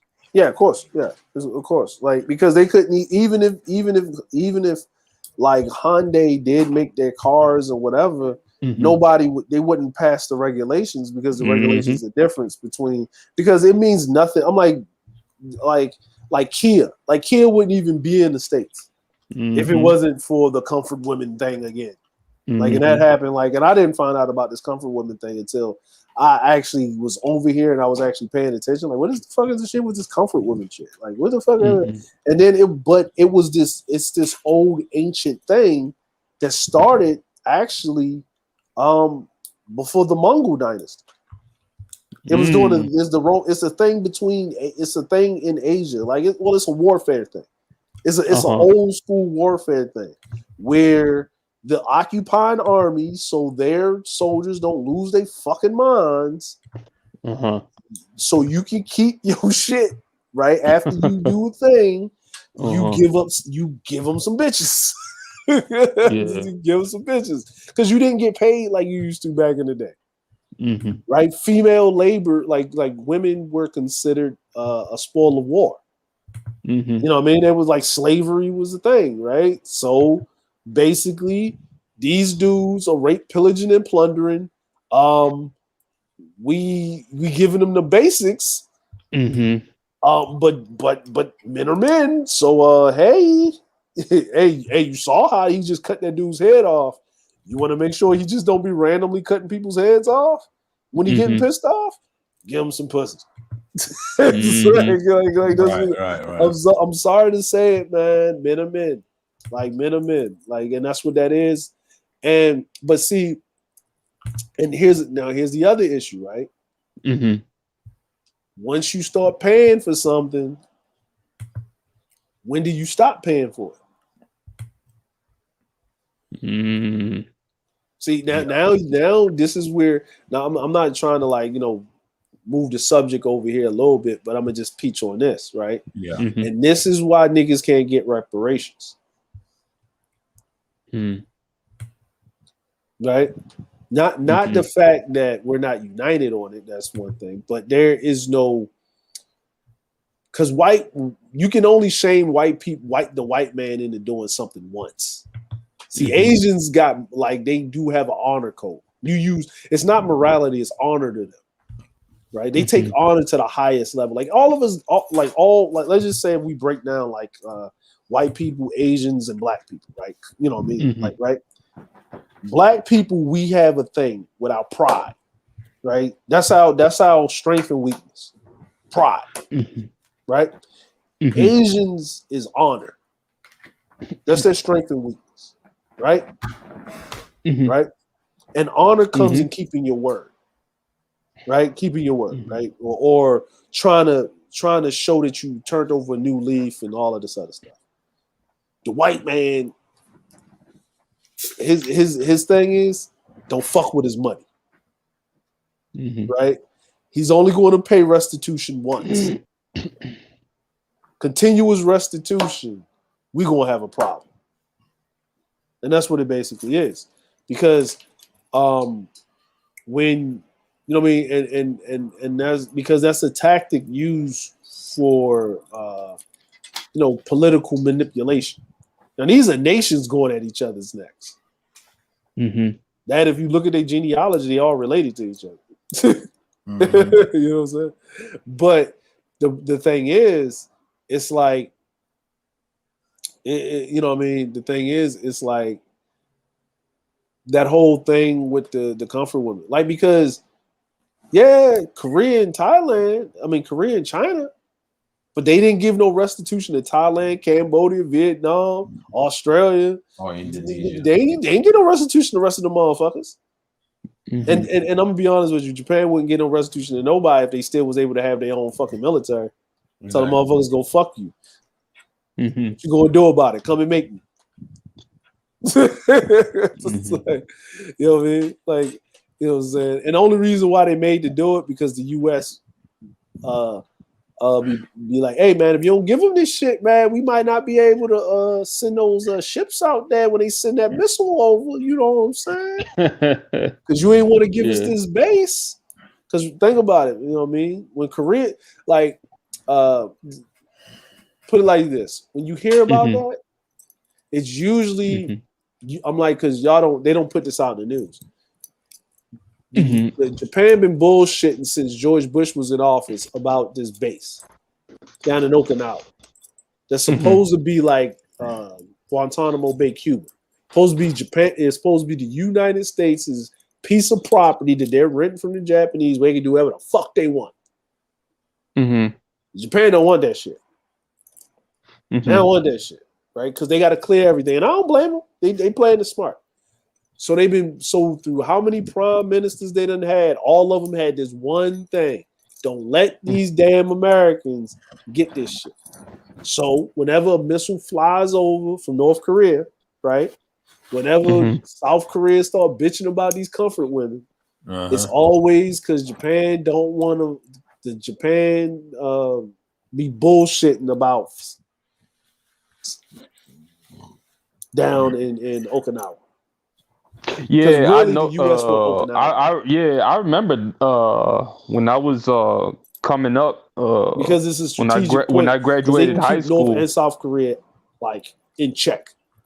Yeah, when I graduated high school, I remember those days when these prime ministers in Japan were dropping like flies, man, year after year. It was like I think. As of today, one just dropped. Another one just dropped. They just dropped another dude. Yeah, they about to put a female up there. They about to put a female up there. Like, man, I feel sorry for her. No, they're gonna put a female up there. I feel sorry for her. She gonna get that work. I think it was the governor from Tokyo. It was the chick from. I think it's the chick from Tokyo. The governor from Tokyo. Oh, the governor of Tokyo. Yeah, that makes sense. Yeah. Yeah, they're gonna throw her up there so she can fall on the sword too. Damn. Yeah, no, they listen, man. Look, these dudes are ruthless. Like, they ruthless, right?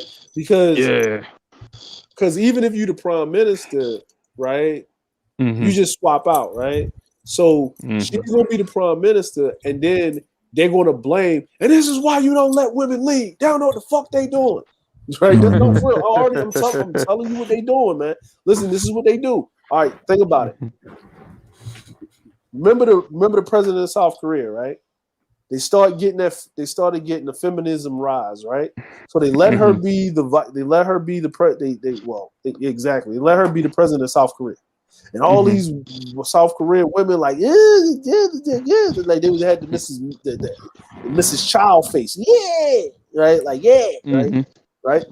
And then they found some shit, some corruption shit, and they let her bake on it, right? Guess what she had now? In jail. Guess what's happening to feminism in South Korea?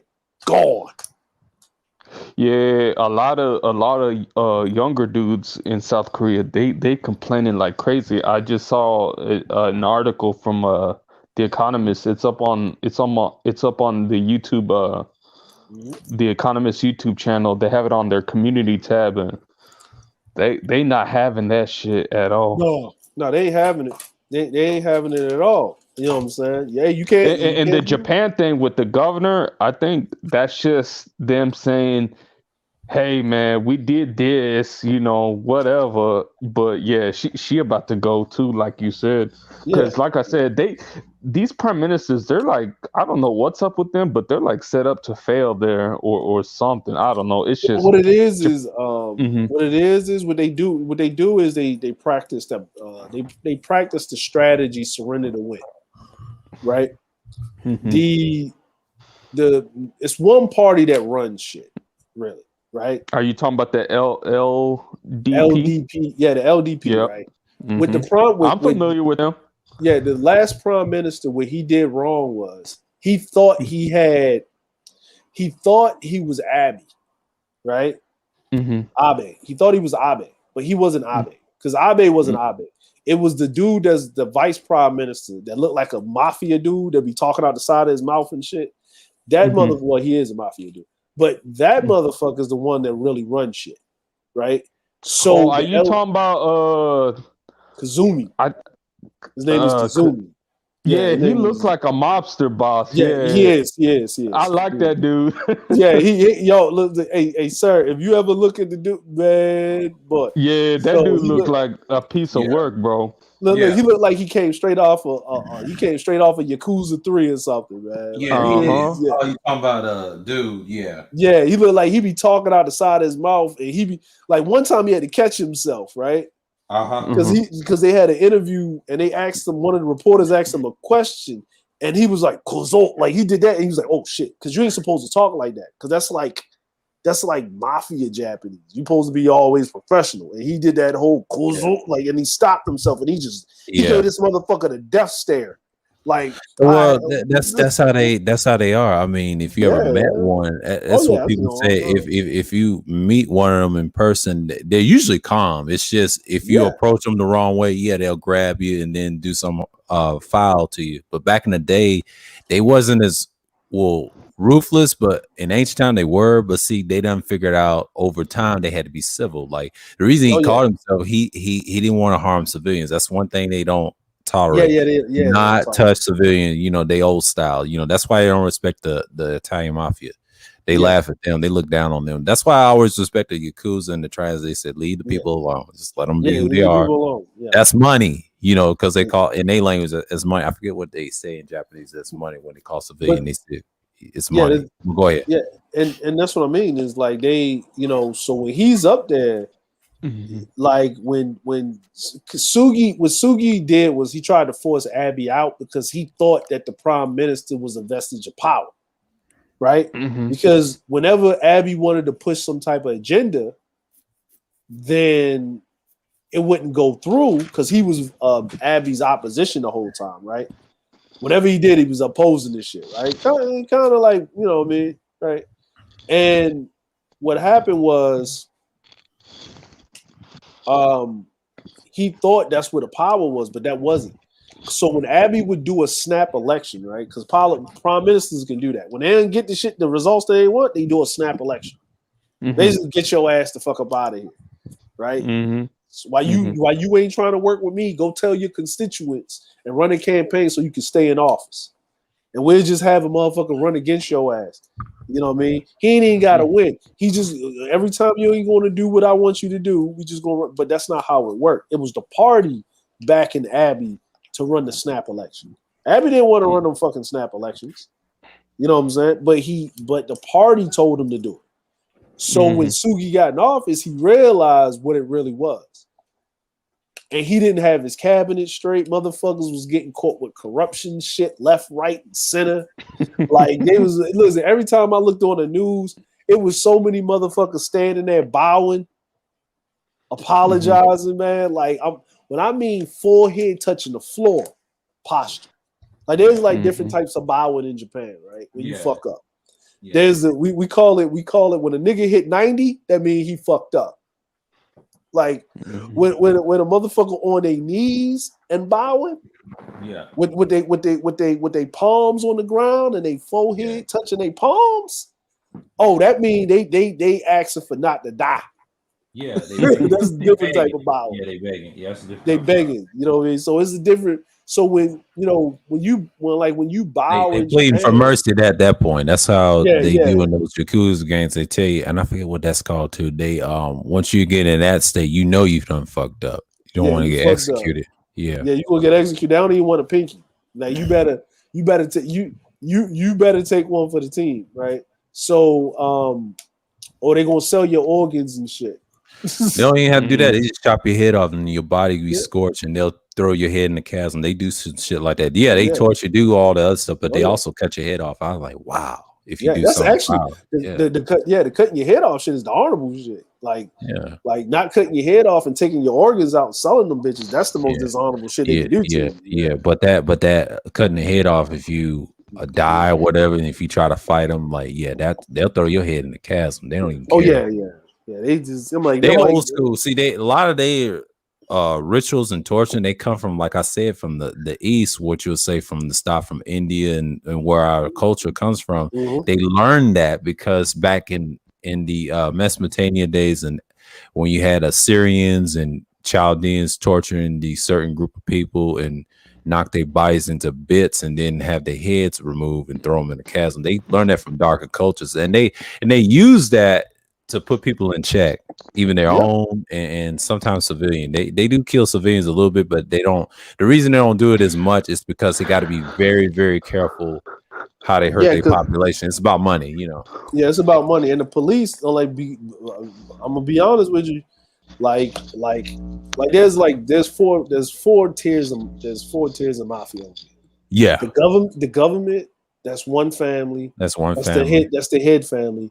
The police department is the second part. The infrastructure, of course, is like the third part, and the fourth part is the dark side of the game.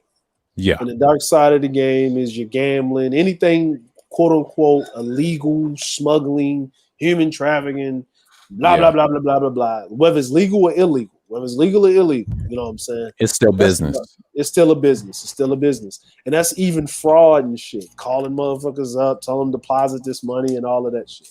And the police job is to keep that in check and yada, yada, yada, which they do a lot of. Like, they don't play about fraud in Japan.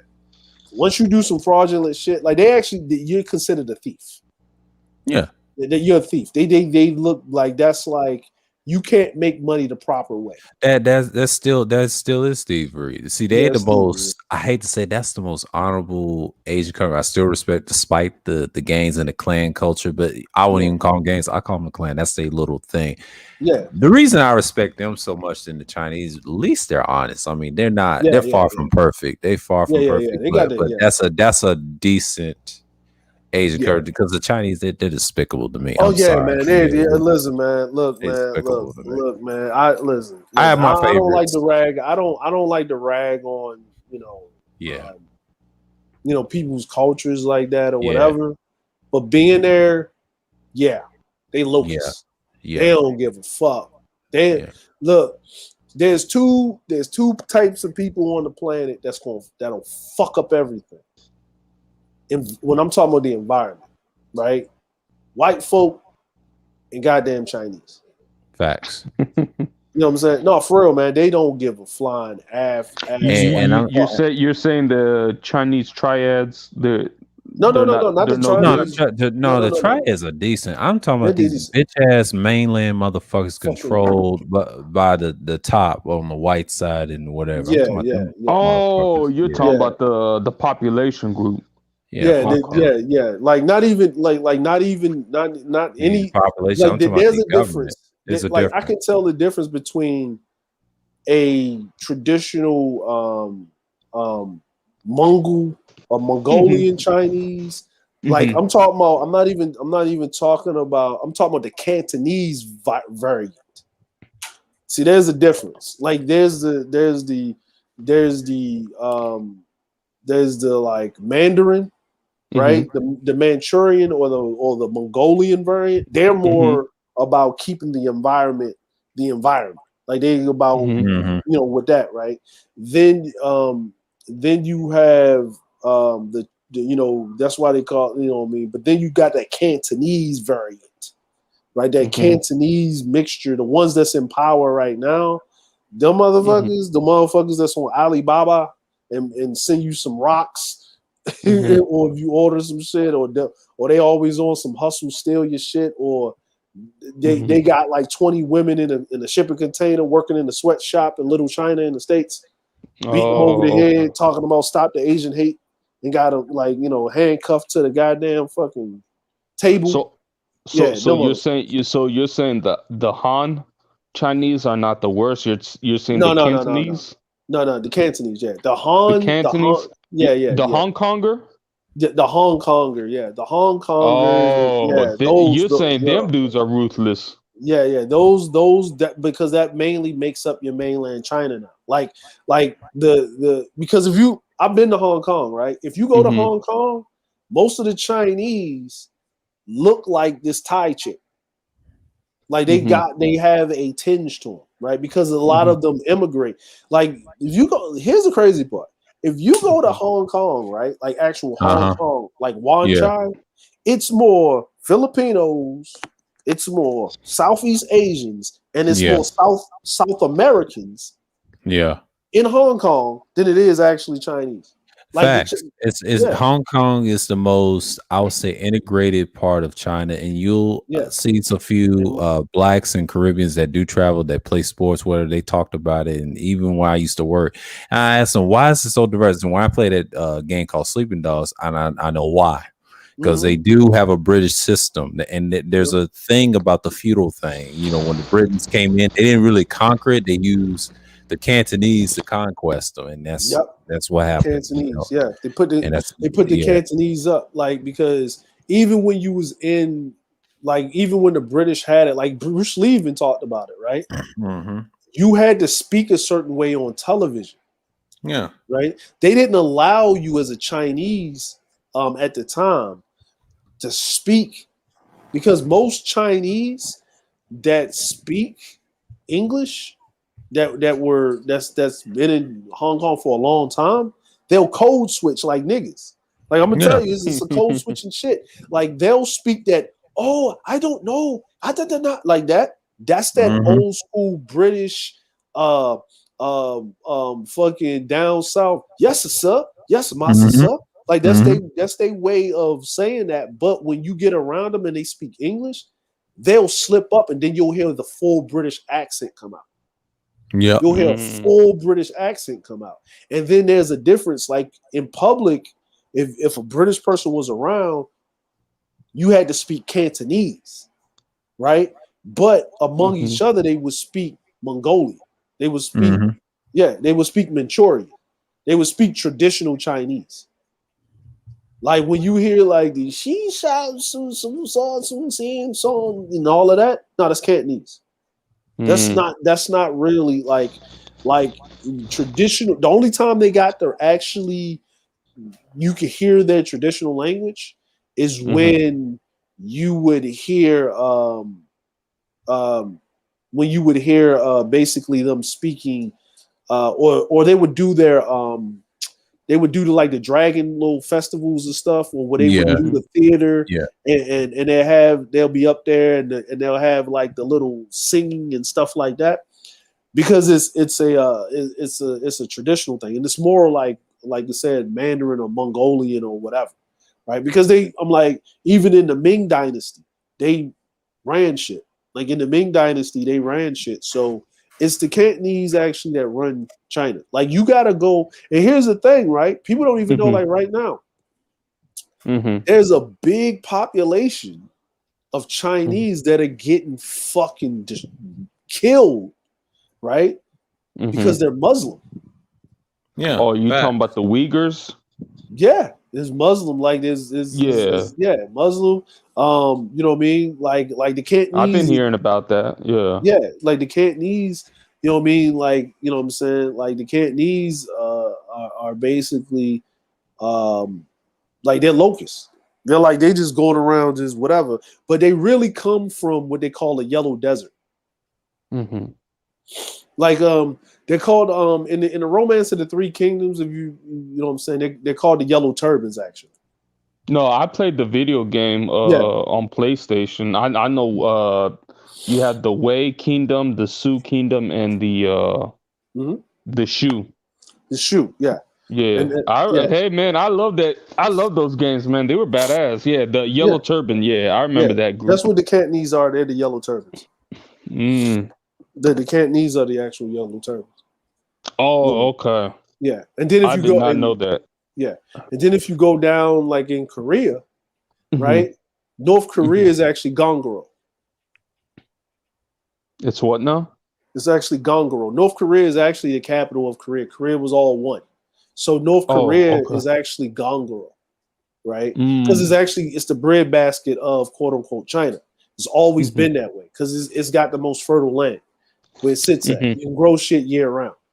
You know what I mean? So South Korea was actually the exile point, or what you would call the Shilia Empire. You know, so South Korea is not actually supposed to exist. No, it shouldn't. Because North Korea is like the real empire. Because if you put them together, it's called Korea. Because that Cold War shit, that's what split. That's why North Korea shouldn't exist either. Because the Ung's grandfather was historic. Because since that split, that's where his people come from. They were different types of people. But his dad, he wasn't shit. He was a shit ruler. He didn't do much. He wasn't threatening. But the son and the granddaddy is threatening because they're more violent. They're physical. I saw a documentary how they treat the women they grab and tie their heels off of a Jeep and scrape them because they disobeyed about the cell phone rules. They're worse than Chinese. They'll nuke China in half. China don't have the manpower to fight North Korea. They're scared to death. That's why they're crying like bitches right now, trying to tell the Navy SEALs to say, hey, we need these niggas over here to protect us. Same with Japan, because they know North Korea is nutty like that. Now, I know they live in Japan, too, because they make up half of the population. And you cousin knows that. Koreans are dangerous. That's why Taekwondo is a dangerous martial arts style of all time, and then Thai.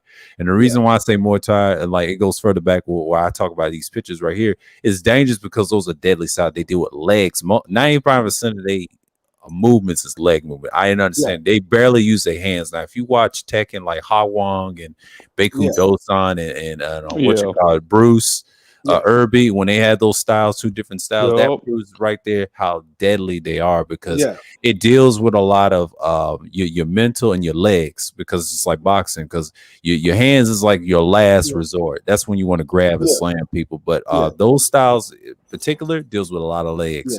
You got to work on certain diets which you got to get away from, and I think you don't have to eat much vegetables and meat, but it's a lot of grainage and a lot of carbohydrates. You have to balance it out like a moderate diet, and you have to eat a certain way.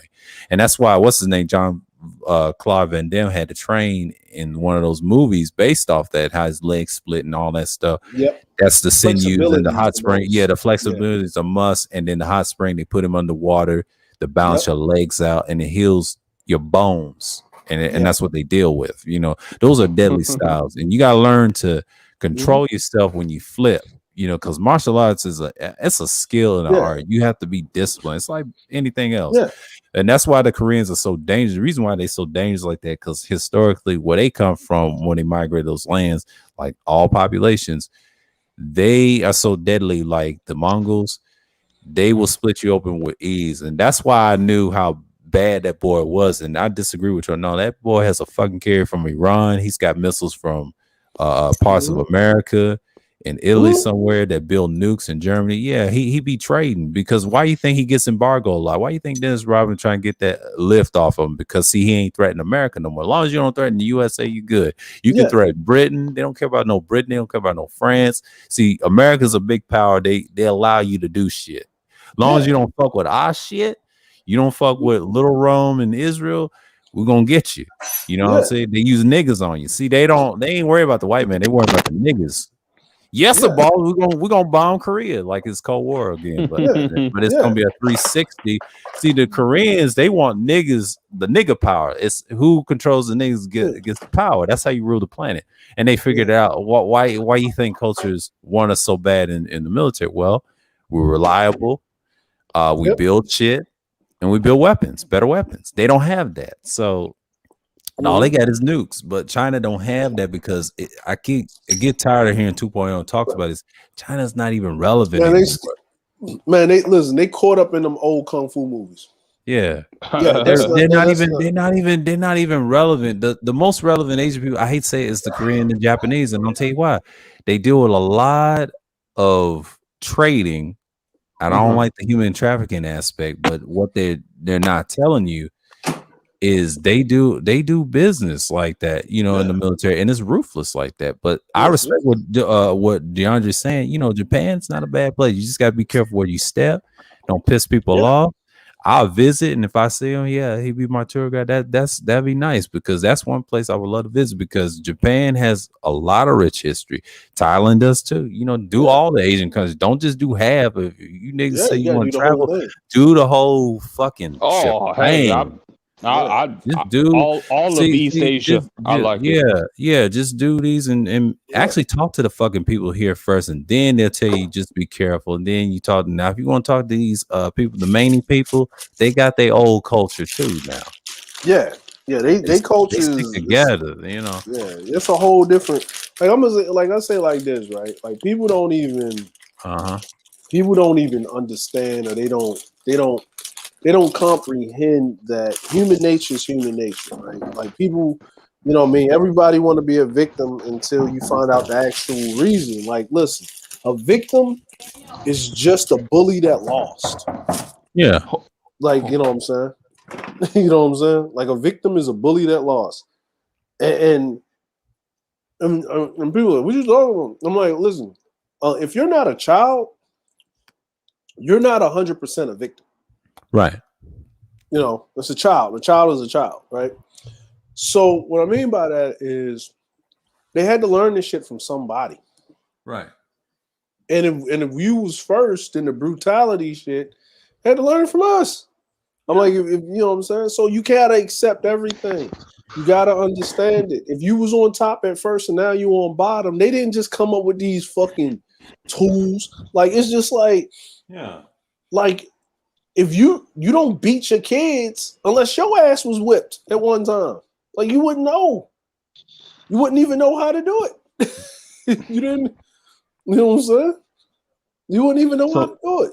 Yeah. So you saying the Chinese are just irrelevant in terms of the global military space? They're a joke. I try to tell you, like the British people tell you, they're the nicest people. They don't harm nobody. Even the Cantonese, they're not as threatening as people you think. I bet some Cantonese, some of them are decent, but the ruthless ones that are mixed with everything else, like DeAndre said, they're dangerous because they kill each other over some bullshit. It be something small, and it's stupid. No, I you know, this is just new to me, because like for the past 12, 13 years, at least since 2007, 2008, all I kept on hearing when I was, you know, going into adulthood was China, China, China. And I'm like, yeah, but if you actually met a Chinese person like I did in college, and I think it was years ago. I was in my 20s, right? And he's from Shanghai. And I said this before in the stream. If you actually meet them, they're not as bad as you think. Those people from Shanghai and other parts of China, they're not as bad. It's just the ones in the mainland, they're the suckers. But the ones that's from Hong Kong and Shanghai that are not Cantonese, and they have the Mongol in them and little light, similar to I'll give you an example about this woman right here. on the bottom. I'll give you an example. If you ever meet the male and the female version of Tiger's mom and this woman right here, some of them are decent, but I'm just saying, like, even if they're mixed with this color with these women, they're not as bad as you think. Because when you see how they sound, they do speak Mongol. Some of them Cantonese. Not all of them speak Cantonese. Now, some of them do speak the Thai language. All Asian people have their natural languages. That's the difference. And the difference is that what they put on TV is bullshit, just like they do other countries. But when you actually meet them and sit down, have a real conversation, you ask them questions about where they come from, they tell you it's just like this, and then they give you the same answer what DeAndre is saying. But what they're trying to tell you is there's rules to their shit. So what me and Mike was talking about with the conservative thing, the whole buildup of part 1 and part 2 was back then, this is a dream. This country is a liberal dream. It's not conservative worldwide like these countries are, because they're more authoritarian. Because what we're talking about is authoritarianism. And what we're talking about, this research right here proves what Thailand's always about. And I tell you, the original Thai people came from Cambodia. They was known as the Phanon people, the Phanonese, and things like that, the king of Cambodia. And then they tell you about the discovery of Rome, Chinese and Indian goods, right? And they're saying it right here. So they Fan Xing, man, you know, and that's in the CE, that's like 3rd century. See, when you start getting into this type of history and then actually do research, I did this shit for like 9 years, and I didn't cover this in the pre-record. All of my shit was Moors, Europe, certain parts of Africa, and the Mesopotamia history. That was it. I didn't care about Africa that much. And yeah, man, and that's all I discovered. But when I start getting into this shit, this is something that should be talking about now, because what's going on over there, they're digging up statues like this all day and then dealing with these people, because things are changing. They're looking at America, how they getting absorbed, and it affects everybody worldwide. So they're seeing what's going on.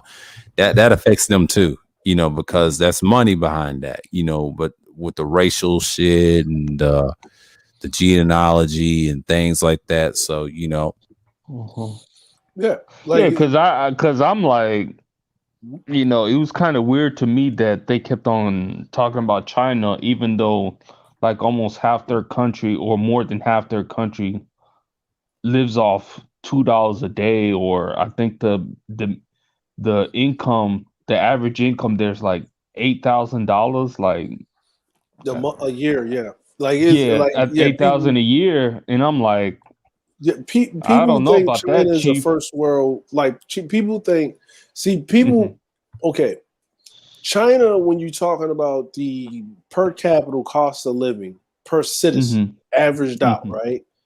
China per capita cost of living is a third world country, right? But because they have a seat at the UN, they're considered a first world country, because they're the world's like manufacturing plant, right? They have a seat, like their whole country is a warehouse, a manufacturing warehouse. If you put it into that, right? So yeah, I got you. Just like how Japan got their seat at the table, because you know, in the 80s, in the late 60s, 70s, 80s, Japan had that flush of cash, right? Like and they talk, like, matter of fact, if you played the last Yakuza game, they talk about, that's actually history, how people had dumb money in Japan, like the what they call it, the salary man had stupid money because the inflation prices, because Japan was exporting all these goods, right? But guess what? Then when Reaganomics hit, guess what happened? Motherfucking Japan has been in a depression ever since, a recession. Oh, you're talking about the Plaza Accords? Yep, the Plaza Accords. Yep, that just basically sucked up everything. And the only people that Japan actually, people don't even notice, Japan actually cut down the exports to the US and actually upped the exports to Europe. So, so Japan started having more of a British influence, a British or European influence. But then they're like, why the fuck we gotta go all the way over to fucking Japan, right? Where we can just deal with China. Like, because Japan is very strict about a lot of shit. Because, what I mean? And still America still had a foothold in Japan with their military, whatever. So it wasn't so much that Japan could do. So what it is people are talking about that because this is the conservative radio yelling, China's a problem. You get what I'm saying? So niggas is monkey see, monkey do. They don't go look into things. Right? Because China does not affect you. And what I mean by this, right, is on an everyday balance, the Chinese person doesn't affect you. The Chinese person affects the white man. Because the Chinese person can come in, set up a shop, and he doesn't have to hire no white person to get his business run. He ships in his own labor. Yeah, that's true. Yeah. Right? Like, you know what I'm saying? So this is a white man's problem. Is that what you're saying? It's a majority. It's an American problem, and the majority of America are white. But nonetheless, the problem is that it's a white man problem that the white man made for himself. Because guess what? Where's Chinatowns normally adjacent to? They're usually a buffer zone between going into the fucking hood. And most Chinese and most Chinese or Koreans that can't get a spot in Chinatown are usually in a minority neighborhood. But as soon as they get up in rank, guess where they go at? You ever see them corner stores in the hood and they shut down, right? And then all of a sudden you go in there and it opens back up, but it was like the nephew of the Chinese man that was there for the longest. He was cool, but the nephew's a jerk, right? You know what I'm saying? Because you know what I mean. Like you didn't but where's he at? And now he's Uncle Lou got another shop. Where? In Chinatown, right? Uncle Lou's now he's on the board. Now he can get into Chinatown. Right? And you ain't gonna see Uncle Lou again. You ain't gonna see Uncle Lou ever again. Know why? Because Uncle Lou done got away from niggas. Because that's where he had to start off from to run the business. Now the problem is that when this Corona thing went down, a lot of the Chinese people couldn't keep their businesses. They went back to China and they retired. Or they went somewhere else. Some other country. Like they got a cousin down in where? Singapore. They got a cousin in Malaysia, Thailand, Vietnam, Cambodia. Come down here. Yes. Yo, you don't need to stay there. Come down here. That's what happened. Right. And they took their money, they took their resources, but they also took their information about the inner workings of what's happening in China. Right. See, that's the other thing that you don't realize is that the Chinese that was in America with all of these rights were basically because the second great migration of Chinese actually happened in the 80s after Tiananmen Square thing. Yeah. So with that being said, man, the reason why these guys are all on the China thing and whatever is geopolitics, but they don't know shit. That's why I don't have these conversations with a lot of these dudes when they start bringing out these charts and graphs and shit. And I had a couple of them try to tell me shit, and BGS had to tell them, "Yo, shut the fuck up, dude. He lives over there." Exactly. He does it all the time, and that's why I like about BGS, and he cuts people off when they sound dumb. See, the only way they get away with that, you hear it over at over Ramil. So yeah, I might have to cut this one short. Yeah, I have to cut this one short because tomorrow, Thursday Thrills, we can have that open discussion. Yeah. I just want to just say, hey man, this is my history with Thailand. I mean, that's great, man. This is a discussion we're gonna probably continue tomorrow, Thursday night. So over here, because I know he's gonna be over there Friday night. All I know is, man, this is all I wanted to present. This is ended up in the discussion. This is a good one, and I think Kuda's gonna probably watch the replay and things like that. And I know he's probably gonna do his little shift. Yeah, But man. yeah, but That you know, but pottery. that's yeah. But yeah, I had to do it, and I'm glad I did it because this one's a good one. But I have to check that replay stream with the conservatism #2 and see how I Yeah. sounded on that. That's some funny shit. And Fasten was laughing at the 3 hour mark. Faster, So, heavy, yeah, yeah. faster. Yeah. He was laughing at what SKC said. Yeah, he's a whole troll. But I have to see the ism. Shouts to the ism. But you know, but Man, any Ism last words? came in. I'm glad that. Man. Yeah, I any love last that. words? Enhance. Oh, not much, man. Glad to speak with y'all, man. Oh yeah, man. Yeah. Oh, most definitely. I told Sir I was gonna pop up because you know it's Thailand just to make sure we wasn't talking about dirty foots. No. I made sure that I put their foot in that. They ain't won't be coming up here with that bullshit. Yeah, Now go you can over talk there. all you want on Thursday Thrills tomorrow. So yeah, but this one, this one's gonna go in the books. I already put it in the Dark History playlist, so you know it's already there if you want to watch. Yeah. Yeah, I'm glad, you know what I mean? I'm glad you was touching on that and showing the receipts, you know, not just sitting up here and you know what I mean, like actually archaeological data brought back. You got for to, us, man. You Yeah. got to, and show the actual people, and then the modern. That's why I like about that website. It gives you a feel that he done traveled, and he's a scholar, and you know you listen to different people, and because you ever travel, you be like, oh, I remember this.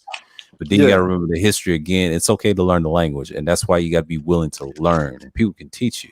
You know, that's and that's how I met people when I used to be on jobs that's foreign. They come to these places because my customers was different races. So you know, and I deal with that. So you know, but yeah.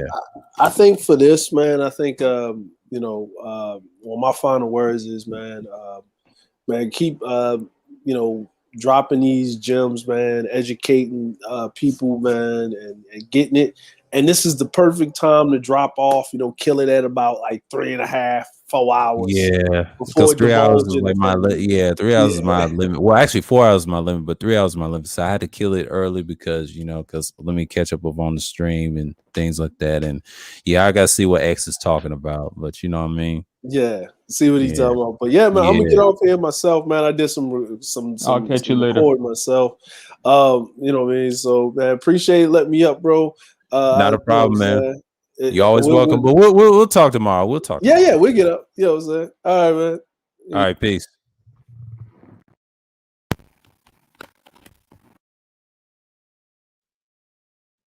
All right, appreciate y'all for coming through. Shouts out to Sir Anthony. Appreciate you, brother. Anytime, man. DeAndre came through. Your hands fell on the panel. Appreciate y'all, brothers, coming through.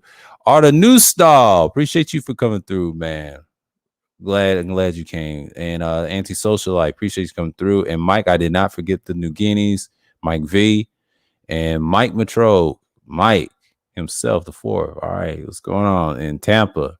Rashawn, salute. All you brothers that came through, man. Appreciate y'all for coming by, man. Oh, not a problem, man. And yeah. So that, let me see. Because Art came through here before. But yeah, so with that, I want to say shalom and peace until Thursday Thrills. All right, peace.